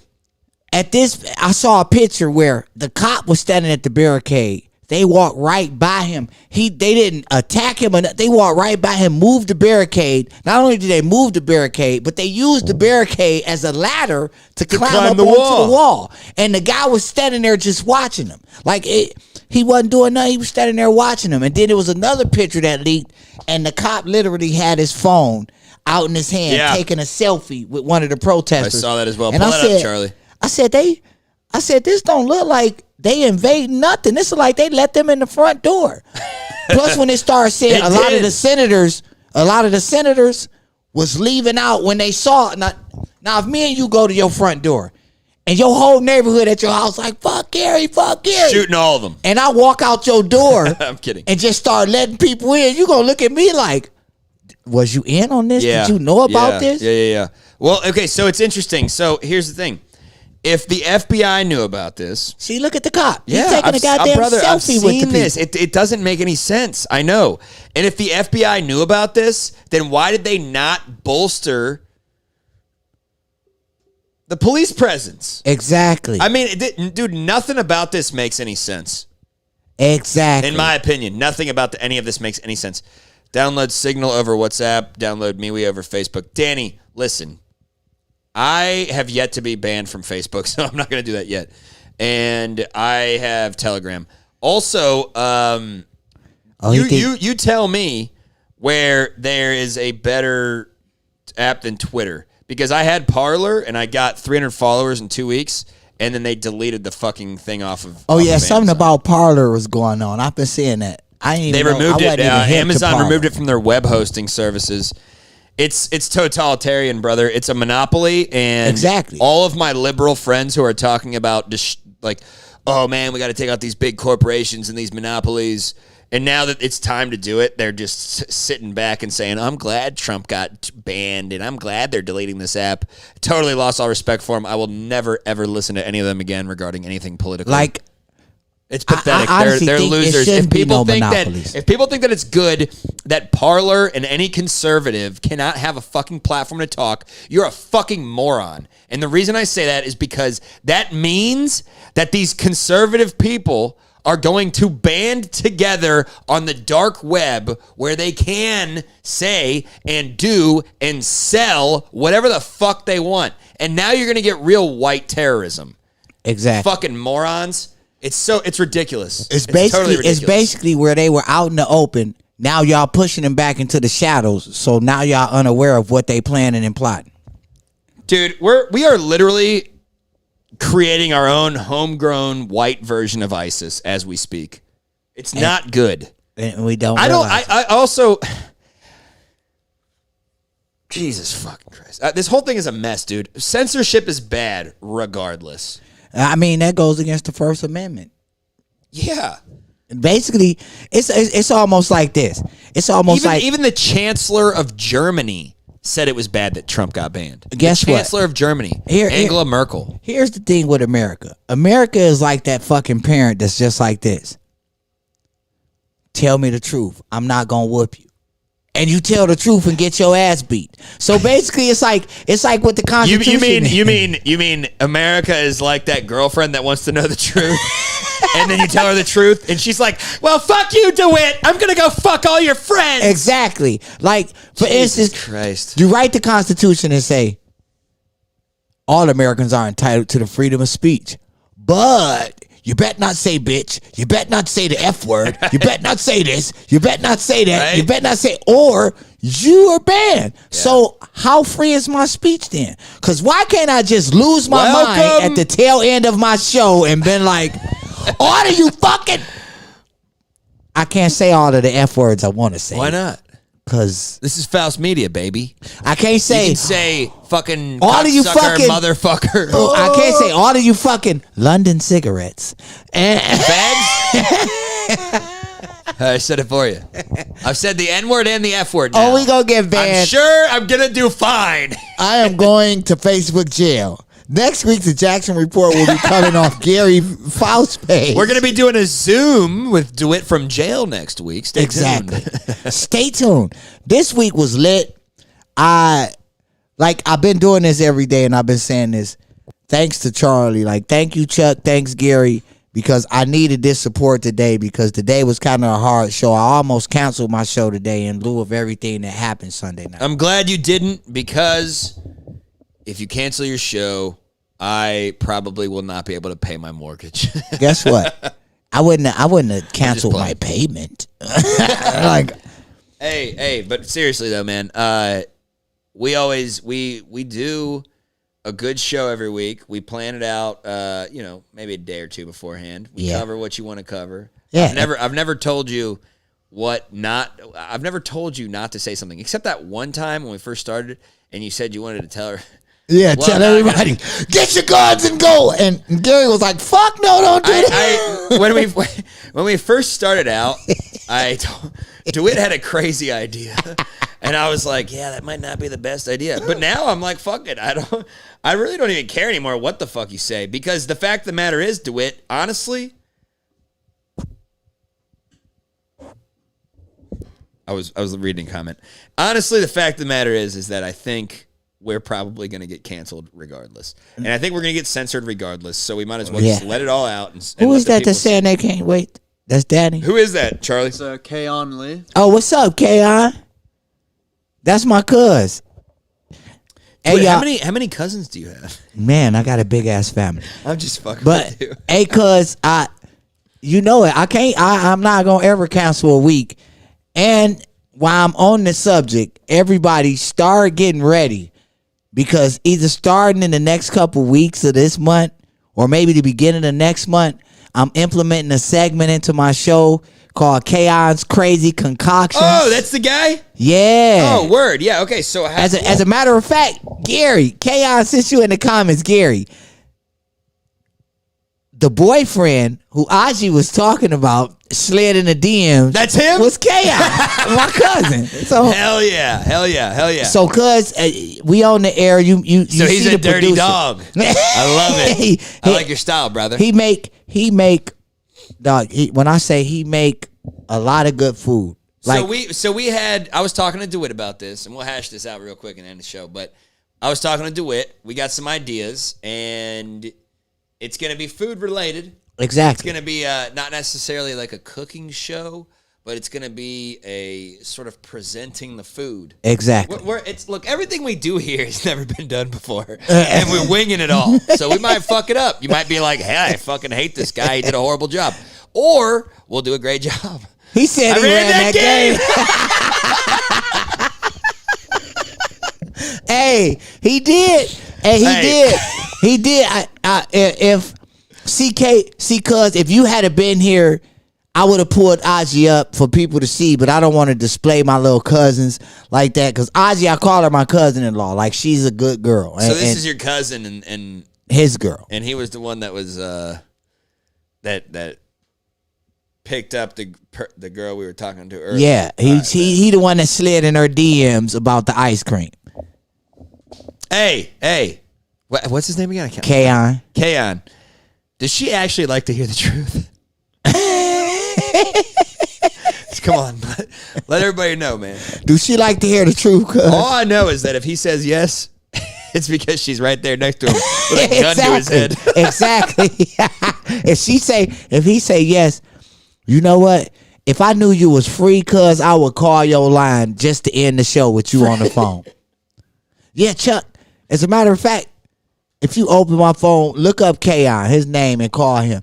Kayon. Keep going. I'm about to piss my pants, man. I'm calling you, and we gon' how many minutes? What time is it? He said, What time is it? I love this guy. 8 o'clock. All right.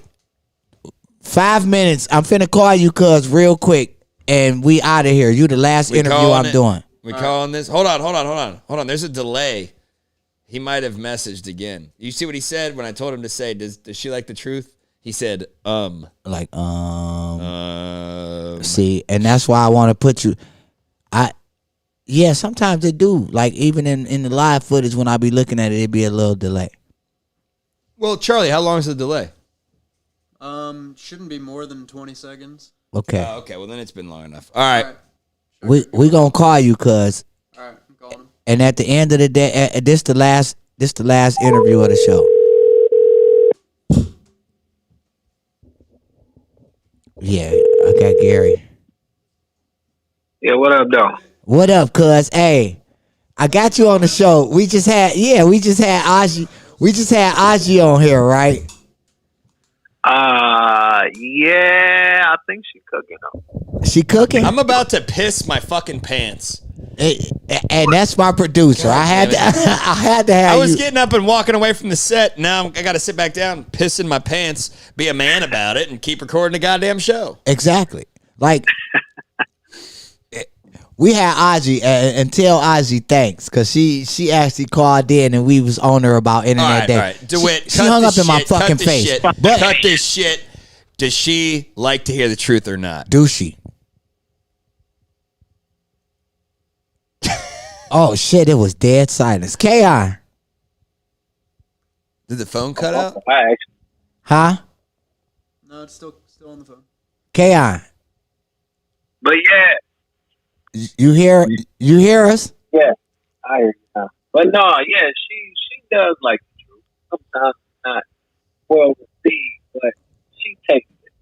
'Cause I'm honest anyway, so I have to be truthful, no matter how the person takes it. That's just who I am. So you gonna be pissed off, or you ain't gonna get pissed off. Exactly. Because she said she'd rather you tell her the truth. And Does she she'd get be mad? Does she get mad if you tell her the truth, if it's real brutally honest?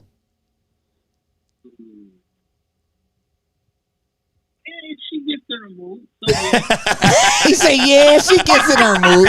I mean, she gets over it, but yeah. Yeah, she tried to tell me and DeWitt that she was like, I don't get mad if I get told the truth. No She said woman she get on the mad history if of this you don't. planet ever. Bro, there was probably like when we were still living in caves and shit, there was a guy that was like,